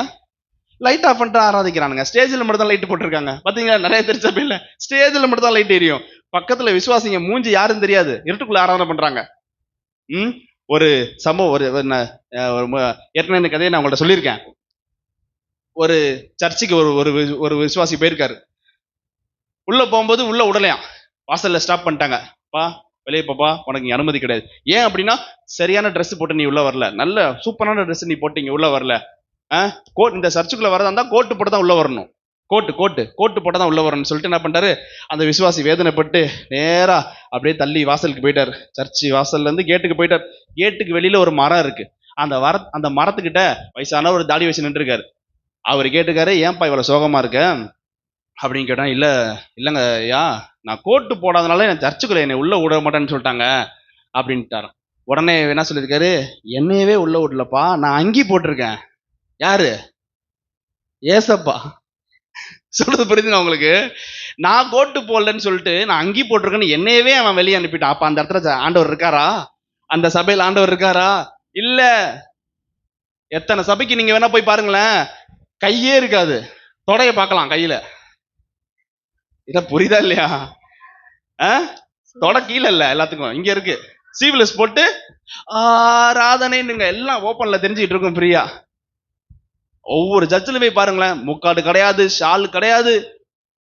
ஆனா இந்த எல்ஷடாய் திருச்சபை விசுவாசிகள் கொடுத்து வைத்தவர்கள். கண்டிஷன் இன்னைக்கு வரைக்கும் இருக்கு. கரெக்டா இல்லையா? எங்க நீங்க உலகத்துல எந்த மூலைக்கு போனாலும் சரி, இந்த மாதிரி ஒரு திருச்சபையை நீங்க பார்க்கவே முடியாது. அல்லேலூயா. வசனம் சொல்ற, எழுதி மட்டும் வச்சுக்கோங்க. நீதிமொழிகள் 8ஆம் அதிகாரம் 13ஆம் வசனம், கர்த்தர் பெருமையை வெறுக்கிறார்னு வசனம் போட்டிருக்கு. எடுக்க வேணாம், எழுதி மட்டும் வச்சுக்கோங்க. நீதிமொழிகள் 8:13 சொன்னேன், கர்த்தர் பெருமையை வெறுக்கிறார்னு போட்டிருக்கு. நீதிமொழிகள் 27:1 என்ன போட்டிருக்குன்னா, நாளைய தினத்தை குறித்து பெருமை பாராட்டாதே. நாளைக்கு நான் அங்க இருப்பேன், இங்க இருப்பேன், அப்படி போவேன், இப்படி பண்ணுவேன். வசனம் முடியுது, ஒரு நாள் பிறப்பது நீ அறியாய். இன்னைக்கு நைட்டு மண்டையை போட்டினா எங்க நீ போவ? அங்க இங்கேயும். பெருமையை இது பண்ணாத. பிரசங்கி 7ஆம் அதிகாரம் 8ஆம் வசனத்துல போட்டிருக்கு, பெருமையுள்ளவனை பார்க்கிலும் பொறுமையுள்ளவன் உத்தமன். எவ்வளவு அருமையா வசனம் போட்டிருக்கு பாருங்க. பெருமையா இருக்கவனை பார்க்கிலும் பொறுமையா இருக்கான்ல, அவன் உத்தமனா. அல்லேலூயா, அல்லேலூயா. கட்டுப்பாயிட்டார் ஏசப்பா. உடனே கடற்கடை வாசிங்க. ஓசியா 4ஆம் அதிகாரம் 17ஆம் வசனம் என்ன பண்றாரு பாருங்க. இவ்வளவு பெருமையா இருந்தோன்னே செம்ம காண்டாயிட்டார் ஏசப்பா. கடன் எடுத்து வாசிங்க. ஓசியா 4ஆம் அதிகாரம் 17ஆம் வசனம். எப்ராயிம் விக்கிரங்களோடு இணைந்திருக்கிறான். எப்ராயிம் விக்கிரகத்தோட இணைந்திருக்கிறான். கர்த்தர் வேதனைப்படுறாரு. அவனை போக விடு. அவர்களுடைய மதுபானம் புளித்தது, அவர்கள் எப்பொழுதும் சோரம் போகிறார்கள். அவ்வளவுதான். ஓசியா 5ஆம் அதிகாரம் 9ஆம் வசனம். ஓசியா 5ஆம் அதிகாரம் 9ஆம் வசனம். தண்டிப்பின் நாளிலே நியாய தீர்ப்பு வரப்போகுது, 2ஆம் வருகை. தண்டிப்பின் நாளிலே எப்ராயிமை வெச்சு செஞ்சிருவேன், பாலாவான். பெருமையா இருக்கிற ஒவ்வொருத்தரையும் பாலாவார்கள். நிச்சயமாய் வரப்போகிறதை நிச்சயமாய் நியாய தீர்ப்பு உண்டு. அடுத்தது எத்தனை வசனம்? அடுத்தது, எப்ராயிம் தகாத கற்பனையை மனதார பின்பற்றி போனபடியால், அப்படியே கற்பனை பண்ணிட்டே போறது, அப்படியே பெரிய ஆள் நினைப்பு, அப்படியே தரையில் நடக்கிற மாதிரி இல்ல, அப்படியே ஸ்கை வாக் போற மாதிரி அப்படியே நினைப்பு எல்லாத்துக்கும். வானது அப்படியே மிதப்பா போறது. அப்படி ஏசப்பா பிள்ளைங்க ஒரு நாள் அப்படி இருக்க கூடாது. 11ஆம் வசனம், அவன் ஒடுங்கொண்டு நியாய விசாரணை நொறுக்கப்பட்டு போகிறான். நான் எப்ராயிமுக்கு பொட்டரிப்பை போலவும், 12ஆம் வசனம், நான் எப்ராயிமுக்கு பொட்டரிப்பை போலவும். எப்படி வருவாரா? கரையா விட்டுருன்றாரு. எப்ராயிமுக்கு பொட்டரிப்பை போலவும். பெருமை இருக்கா உனக்கு? ஆசீர்வாதத்தை கரையா வந்து அரைச்சிட்டு போயிருன்றாரு. 13ஆம் வசனம், எப்ராயிம் தன் வியாதியையும் யூதா தன் காயத்தையும் கண்டபோது எப்ராயிம் அசீரியரண்டைக்கு போய் யாரே ராஜாவிடத்தில் ஆள் அனுப்பினான். என்ன சொல்றான்? ஆண்டவர் ரண வைத்தியராகிய கீலேயாத்தின் பிசின் தைலமாகிய இயேசுவின் இடத்தில் வராமல் உலகத்தில் இருக்க ராஜாவை நோக்கி ஓடுறானா. இன்னைக்கும் விசுவாச பிள்ளைகள் ஒரு பிரச்சனை அப்படின்னா உடனே எங்க வரணும்? நேர பலிபீடத்துக்கு வந்துடணும். போன் அடிக்க கூடாது, காப்பாத்துங்கன்னு. 100 அடிக்க கூடாது, 100 அடிக்க கூடாது, போலீஸ் ஸ்டேஷன் போக கூடாது. பிரச்சனையா? முதல்ல இங்க வந்து பலிபீடத்துல முட்டி போட்டுட்டு அதுக்கப்புறம் எங்க வேணா நீங்க போங்க. 13 படிச்சாச்சா? 14, நான் எப்ராயிமுக்கு சிங்கம் போலவும். எப்படி வருவாராம்? இப்படி பெருமையாவே நீ அலைஞ்சிட்டு இருக்க, எவ்வளவு பிரசங்கமானாலும் கேட்க மாட்டேங்கிற. உனக்கு எப்படி வருவேன்? சிங்கம் போலவும்.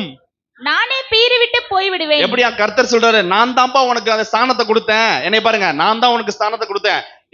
பேர புள்ளையா இருந்த உன்னை நான் பெரிய தகப்பன் புள்ள ஸ்தானத்துல தூக்கி வச்சேன். நான் தானே தூக்கி வச்சேன். நான் தானே உனக்கு பாசம் கொடுத்தேன். நான் தானே கையை மாத்தி வச்சு அபிஷேகம் பண்ண. நானே உன்னை பீறி விடுவேன். தப்பு விப்பார் இல்லாமல் எடுத்துக்கொண்டு போவேன். நான் அடிச்சா நீ தப்பு விக்க ஆள் இல்லாம தவிப்பாய். 15, அவர்கள் தங்கள் குற்றங்களை உணர்ந்து என் முகத்தை தேடு மட்டும் நான் என் ஸ்தானத்துக்கு திரும்பி போய் விடுவேன். என்ன சொல்லிட்டாரு?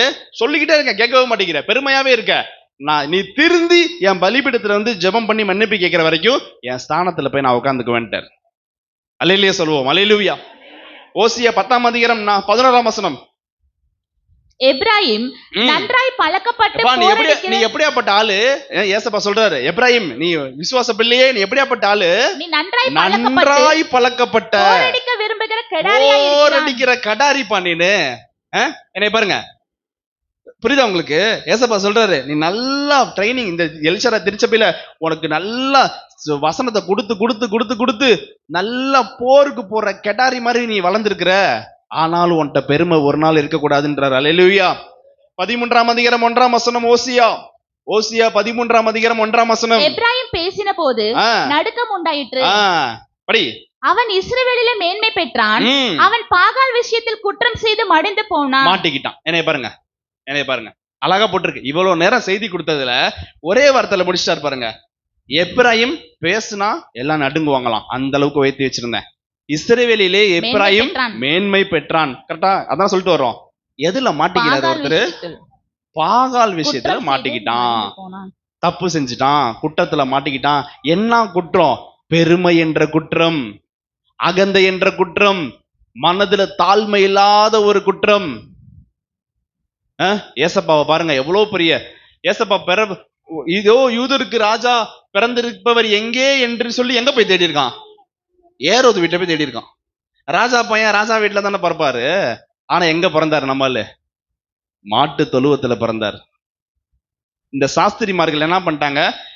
யோ ராஜா பிறந்திருப்பாருன்ட்டு நேரா போயிட்டான், அங்க ராஜா வீட்டுக்கு போயிட்டான். இல்ல அங்க இல்ல, இங்க இருக்காரு. தாழ்மையா இருந்தார்.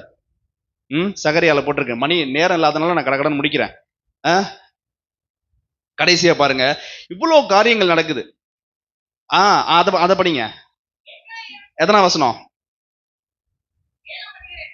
படிங்க. 7ஆம் அதிகாரம் 8ஆம் வசனம். ஆமாமா. பொறுத்து பார்த்தாரு. என்ன சொல்லி திட்டுறாரு? போடா அறவை காடுன்ட்டாரு. திருப்பி போடாத அப்பா ஆஃப் பாயில்ன்ட்டாரு இங்கிலீஷ்ல. போடா ஆஃப் பாயில். எவ்வளவு சொல்லிக்கிட்டாரு, கேட்கவே மாட்டேங்கிற. எவ்வளவு உன நான் தாழ்மையாருன்றேன். என்னிடத்தில் கற்றுக்கொள்ளுங்கள்ன்றாரு. நான் சாந்தமும் மனத்தாழ்மை உள்ள தெய்வன் கர்த்தர் சொல்றாரு. ஆனாலும் ரொம்ப பெருமை பிடிச்சு அலையிற. ஆனா கர்த்தர் சொல்றாரு, அவனை பார்த்து என்ன சொல்றாரு? திருப்பி போடாத அப்பம். பாதி வெந்தா சாப்பிட முடியுமா? மாவா இருந்தா சாப்பிட முடியுமா? சாப்பிட முடியாது. அவ்வளவு உனக்கு நான் கிருபை கொடுத்து இப்படி பண்ணிட்டேன்னு சொல்லி நல்லா கவனிங்க. இவ்வளவு காரியங்கள் நடந்ததுக்கு போயிட்டு இவெல்லாம் நல்லா திட்டினாரா? உங்க முகமே மாறிடுச்சா? அந்த அளவுக்கு திட்டிருக்காரு. கடைசியில என்ன பண்ணிருக்காரு பாருங்க. ஓசியா 14ஆம் அதிகாரம் 8ஆம் வசனம். ஓசியா எல்லாம் எடுத்து வாசிங்க. பைபிள் வச்சிருக்கிற எல்லாம் எடுத்து வாசிங்க. பைபிள் இல்லாதவங்க பக்கத்துல பார்த்து வாசிங்க. ஓசியா 14ஆம் அதிகாரம் 8ஆம் வசனம். இனி எனக்கும் விக்கிரங்களுக்கும் என்ன என்று எப்ராயிம் சொல்லுவான். நான் அவனுக்கு செவி கொடுத்து அவன் மேல் நோக்கமாய் இருந்தேன். ஆமென். நான் பச்சையான தேவதாரு விருட்சங்கள் போல இருக்கிறேன். என்னாலே உன் கனி உண்டாயிற்று என்று எப்ராயிம் சொல்லுவான். ஆமென். என்ன பேர் அவனுக்கு? கனி தரும் செடி யோசேப்பு. அவன் புல்ல டபுள் போர்ஷனா கொடுப்பன்னு போட்டிருக்கு. ஆனா இங்க சொல்றாரு, எல்லாத்தையும் விட்டு திருந்துவான் என் புள்ள ஒரு நாள். ரெட்டை கனி தருவான். எப்ராயிம் என்பதற்கு ரெட்டை கனி என்ற அர்த்தம். யோசேப்பு கனி தரும் செடிதான், அதே டபுள் மடங்கு கொடுப்பான் எப்ராயிம். அல்லேலூயா. இன்னும் எடுத்து வாசிங்க. எரேமியா 31ஆம் அதிகாரம் எடுத்து வாசிங்க. எரேமியா 31 எடுத்து எல்லாம் வாசிங்க. எல்லாம் எடுத்து வாசிங்க. எரேமியா 31ஆம் அதிகாரம் 16 முதல் 20 வரை. நீ அழாதபடிக்கு. நல்லா கவனிங்க. கர்த்தர் உங்களை சொல்றாரு. என்னை பாருங்க. வாசிக்கிறதுக்கு முன்னாடி என்னை பாருங்க. எல்லாம் என் முகத்தை பாருங்க. வாசிக்கிறதுக்கு முன்னாடி எல்லாம் என் முகத்தை பாருங்க. எத்தனை சொல்லியிருக்கோம்? எரேமியா 31 எடுத்து வச்சு என்னைய பாருங்க. எல்லாம் எத்தனை பேர் மனசுல வேதனைப்பட்டிருப்பீங்க? நான் எத்தனை பேர் மனசுல வேதனைப்படுறீங்க? நான் சில நேரத்துல பெருமைக்கு நான் இடம் கொடுத்துருக்கேன். ஏசப்பா, என்னோட சூழ்நிலைக்கு இதுதான் காரணம். நான் இப்ப இருக்கிற சூழ்நிலைக்கு தெரியாம நான் பெருமைக்கு இடம் கொடுத்துருப்பேன், இல்ல தெரிஞ்சே நான் ஆணவத்துக்கு இடம் கொடுத்துருப்பேன். எத்தனை பேர் உண்மையை சொல்லுங்க. கண்ணை மூடிட்டு கை தூக்குங்க, அப்பதான் தைரியமா தூக்குவீங்க. நான் முதலாவது நான் தூக்குறேன். எத்தனை பேர் அகந்தையா, பெருமையா, என்னை விட்டா யாரு, என்னை போல் உண்டா அப்படின்லாம் சொல்லி எத்தனை பேர் மனசுல நினைச்சிருக்கீங்க? உண்மையாலுமே கையை தூக்கி ஏசப்பாட சமுத்திரம் ஒப்பு கொடுங்க. அப்பா என்ன மன்னிங்கப்பா சொல்லுங்க. ஏசப்பா, பெருமையா இருந்ததெல்லாம் மன்னிங்கப்பா. அகந்த பிடிச்சி, ஆணவம் பிடிச்சி, நான் தான் அப்படியே எதை எடுத்தாலும் நான் தான், எனக்கு தான் சொல்லி அபீர் கபீர்னு தூக்கி அடுத்தவங்களுக்கு வைக்காம கூட சாப்பிட்டு நான் தான் சொல்லி ரொம்ப செஞ்சிருக்கேன்ப்பா, எல்லாத்தையும் மன்னிங்கன்னு சொல்லி எத்தனை பேருடைய இருதயம் குத்தப்படுகிறது. உங்களை பார்த்து கர்த்தர் சொல்றாரு, உண்மையாலுமே அழுது ஒப்பு கொடுத்த பிரபா அக்கா, உங்களை பார்த்து கர்த்தர் சொல்றாரு. வாசிங்க. எரேமியா 31ஆம் அதிகாரம் எடுத்து வாசிங்க. நீ அழாதபடிக்கு உன் சத்தத்தை அடக்கி நீ கண்ணீர் விடாதபடிக்கு கண்களை காத்துக்கொள்ள. உன் கண்ணை பாத்துக்கோப்பா. நீ மனமாறின பத்தியா? மனமாறி இப்ப நீ உருகி ஜெபம் செஞ்ச பத்தியா? அந்த ஜெபத்தை கேட்டு கர்த்தர் சொல்றாரு, உன் கிரியைக்கு பலன் உண்டு என்று கர்த்தர் சொல்லுகிறார். படிச்சுட்டு 20 வரைக்கும் அவர்கள் சத்துருவின் தேசத்திலிருந்து திரும்பி வருவார்கள். உன் முடிவை பற்றி புள்ள உனக்கு சபைக்கு வர நம்பிக்கை- மாட்டேதுன்னு நினைக்கிறியா? சத்துருவோட தேசத்துல மாட்டிக்கிட்டு இருக்கா? உலகத்துல பிடியில இருக்குதா? கர்த்தர் சொல்றாரு, உன் திரும்பி பிள்ளைகள் வருவார்கள். சத்துருவுடைய கையிலிருந்து திரும்பி திருச்சபைக்கு வருவார்கள். உன் முடிவை பற்றி உனக்கு நம்பிக்கை உண்டு.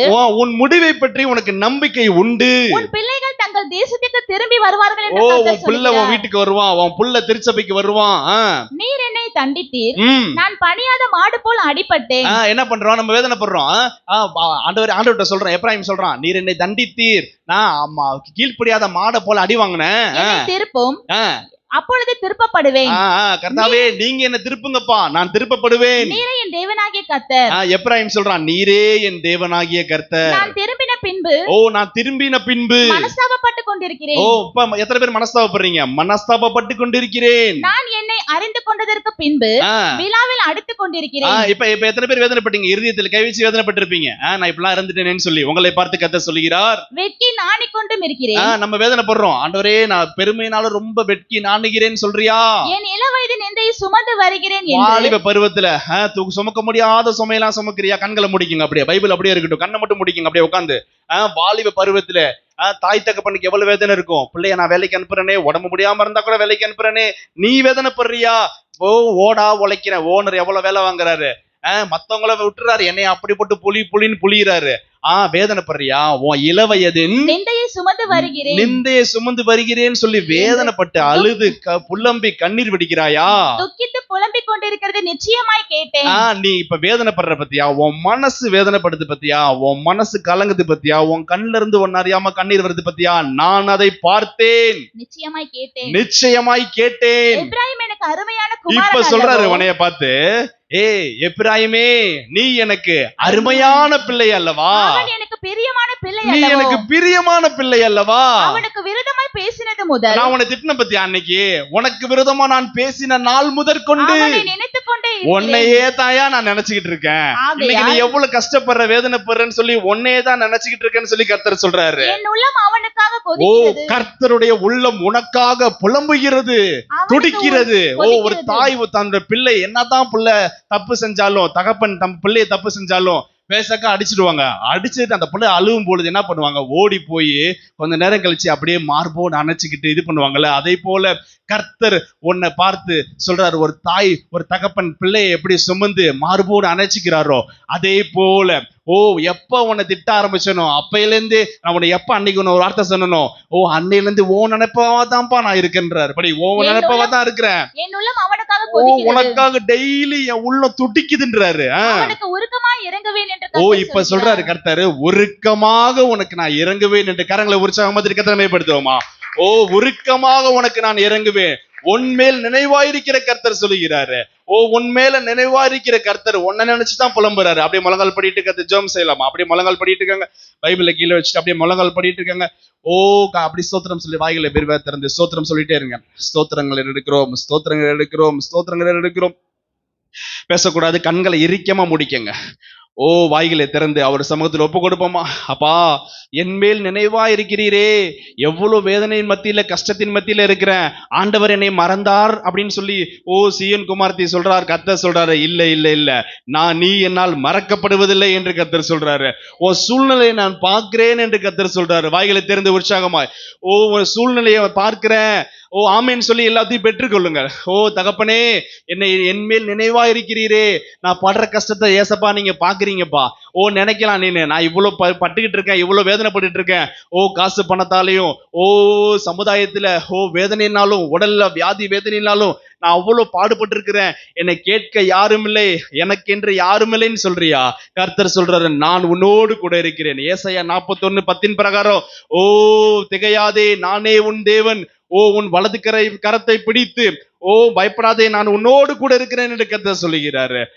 உன்மேல் மனதுருகிற கர்த்தர் சொல்றாரு. அன்னைக்கு நான் உன்னை பேசின நாள் முதற்கொண்டு இன்னைக்கு வரைக்கும் உன்னையே தான்ப்பா நினைச்சிட்டு இருக்கேன். நான் உன்னைய பேசினேன் அப்படின்னா நானா பேசல, நீ செய்த காரியத்தினால, நீ பெருமையை விதைச்சனால நீ அந்த இடத்துல நீ அதற்குண்டான பலனை நீ பட்டுக்கிட்டு இருக்க இப்ப. ஆனா எப்ப நீ இந்த காரியத்தை செஞ்சியோ, என்னைக்கு நீ அந்த காரியத்தை செஞ்சியோ, உனக்கு குற்றம் இருக்கோ இல்லையோ, இளையகுமாரன் வீட்டை விட்டு வெளியே போன பொழுது தகப்பன் வழிமேல் விழி வைத்து எப்ப என் பிள்ளை என் சமூகத்துல திரும்பி வருவான்னு சொல்லி வேதனையோடு வாசலையே பார்த்துக்கிட்டு இருந்தாரு. அதே போல கர்த்தர் இன்னைக்கு அன்றைக்கு நடந்த சம்பவத்தை நீ நினைச்சிருக்கியா? அதுல இருந்து இன்னைக்கு வரைக்கும் உண்மையிலேயே நான் நினைவா இருக்கிறேன் என்று கர்த்தர் சொல்லுகிறார். உன்னே நான் நினைக்கிறேன்னு கர்த்தர் சொல்றாரு. அந்த வசந்த லாஸ்ட் வசனம் என்ன சொல்லுது? உன்னுடைய உன்மேல் மனதுருகி உன்மேல் உருக்கமாக இறங்குவேன் என்று கர்த்தர் சொல்கிறார். அல்லேலூயா. அல்லேலூயா. கரங்களை உற்சாகப்படுத்தி கர்த்தரை மேம்படுத்துவோமா? கர்த்தருடைய வார்த்தை வரும்போது கரங்களை உற்சாகப்படுத்தி அப்படி பெற்றுக்கொள்ள வேண்டும். உன் மேல மனதுருகிற கர்த்தர் உன்மேல் உருக்கமா இறங்குவேன் சொல்றாரு. உன்மேல் உருக்கமா இறங்குவேன் என்று கர்த்தர் சொல்கிறார். இரக்கத்தில் ஐஸ்வர்யமுள்ள தேவன் சொல்றாரு.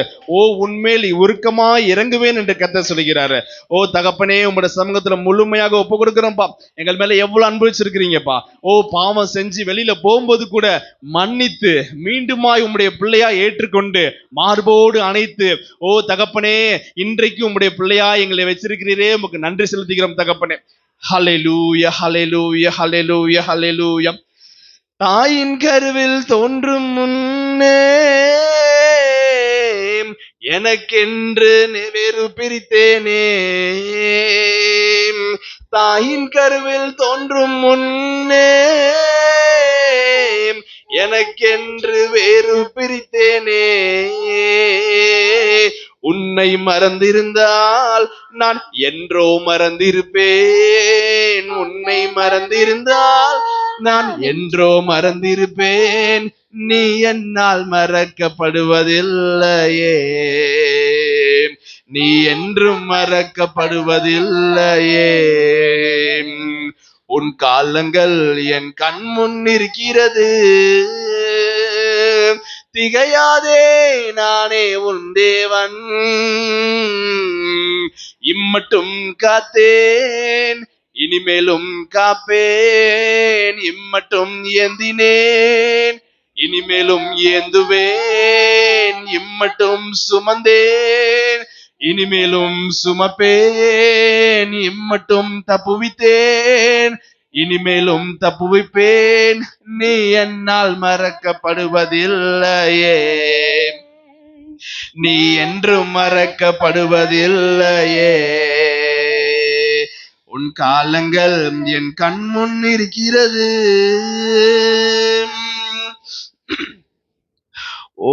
தகப்பனே, வாய் திறந்து ஒப்பு கொடுப்போமா? முழுமையாக உங்களுடைய சமூகத்தில் எங்களை ஒப்பு கொடுக்கிறோம். வாயில திறந்து முழுமையாக ஒப்பு கொடுப்போம்.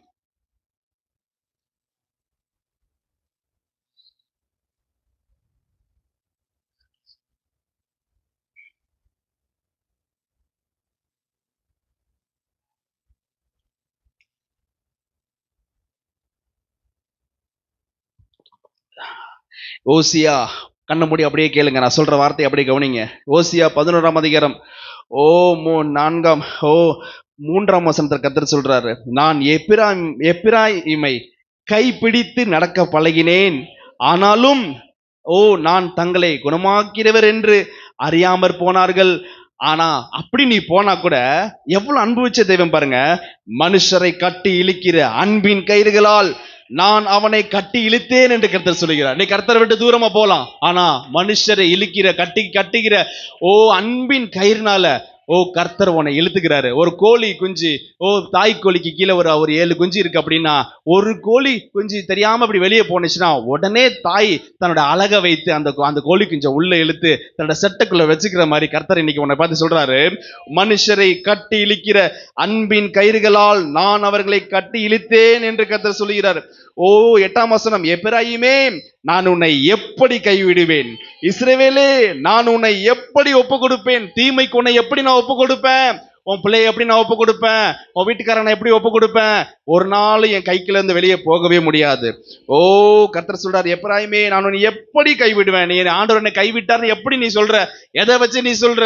கர்த்தர் கேட்கிறார், உன்னை பார்த்தான், உன்னை எப்படிப்பா நான் கைவிடுவேன், அப்படின்னே உன்னை கிடையாதே. 9ஆம் வசனம், என் உக்கிர கோபத்தின்படியே செய்ய மாட்டேன் என்று கர்த்தர் சொல்கிறார். எப்பிராயிமை அழிக்கும்படி திரும்ப மாட்டேன் என்று கர்த்தர் சொல்கிறார். ஏனென்றால் நான் மனுஷன் அல்ல, தேவனா இருக்கிறேன். சர்வ வல்லமையுள்ள தேவனா இருக்கிறேன். ஓ, சர்வ வல்லமையுள்ள தேவனா இருக்கிறேன். நான் உன் நடுவில் உள்ள பரிசுத்தர் ஆகையால் ஓ ஓ நீயும் உன் நடக்கையில் எல்லாவற்றிலும் என்னை போல பரிசுத்தமாயிரு என்று கர்த்தர் விரும்புகிறார். என்னை போல பரிசுத்தமாயிரு என்று கர்த்தர் விரும்புகிறார். நான் சர்வ வல்லமையுள்ள தேவன், பரிசுத்தர், என்னை போல நீயும் பரிசுத்தமாய் வாழு என்று உன்மேல் மனதுருகிற, உன்னை அழைத்த, ஓ தாயின் கருவில் உருவாவதற்கு முன்பாக பெயர் சொல்லி அழைத்த உன் தேவனாகிய கர்த்தர் உன்னை பார்த்து சொல்லுகிறார். உன்னுடைய பெருமையெல்லாம் நீக்கி போட்டிருப்பான், பரிசுத்தமா இருப்பா, தாழ்மையா இரு. தாழ்த்து அர்ப்பணிக்கிறோம் நாங்கள் சிறுகும், நீங்க பிறகு உதவி பண்ணுங்க. அப்பா, உங்களுடைய அன்புக்கு ஈடு இணை இந்த உலகத்துல எதுவுமே இல்லைப்பா. எங்க மேல எவ்வளவு அன்பு வச்சிருந்தா எவ்வளோ எங்களோட கூட நீங்க பேசுறீங்கப்பா. அப்பா, அப்படியே எங்களை விட்டுறாம எங்களை நீங்க பேசி உங்களுடைய மார்போடு அணைச்சிக்கிறீங்களே அப்பா. இங்க மட்டும் இதை நாங்க கேட்டுட்டு விட்டுறாதபடிக்கு தொடர்ந்து இந்த காரியங்களை நாங்கள் சிந்தித்து கர்த்தருடைய அன்பை பற்றி இந்த வாரம் முழுவதும் நாங்கள் மற்றவர்களுக்கு எடுத்து சொல்ல அனுக்கரங்க பண்ணுங்க. இன்ப இயேசு ராஜன் மூலம் ஜெபம் கேளும் நல்ல பிதாவே, ஆம்.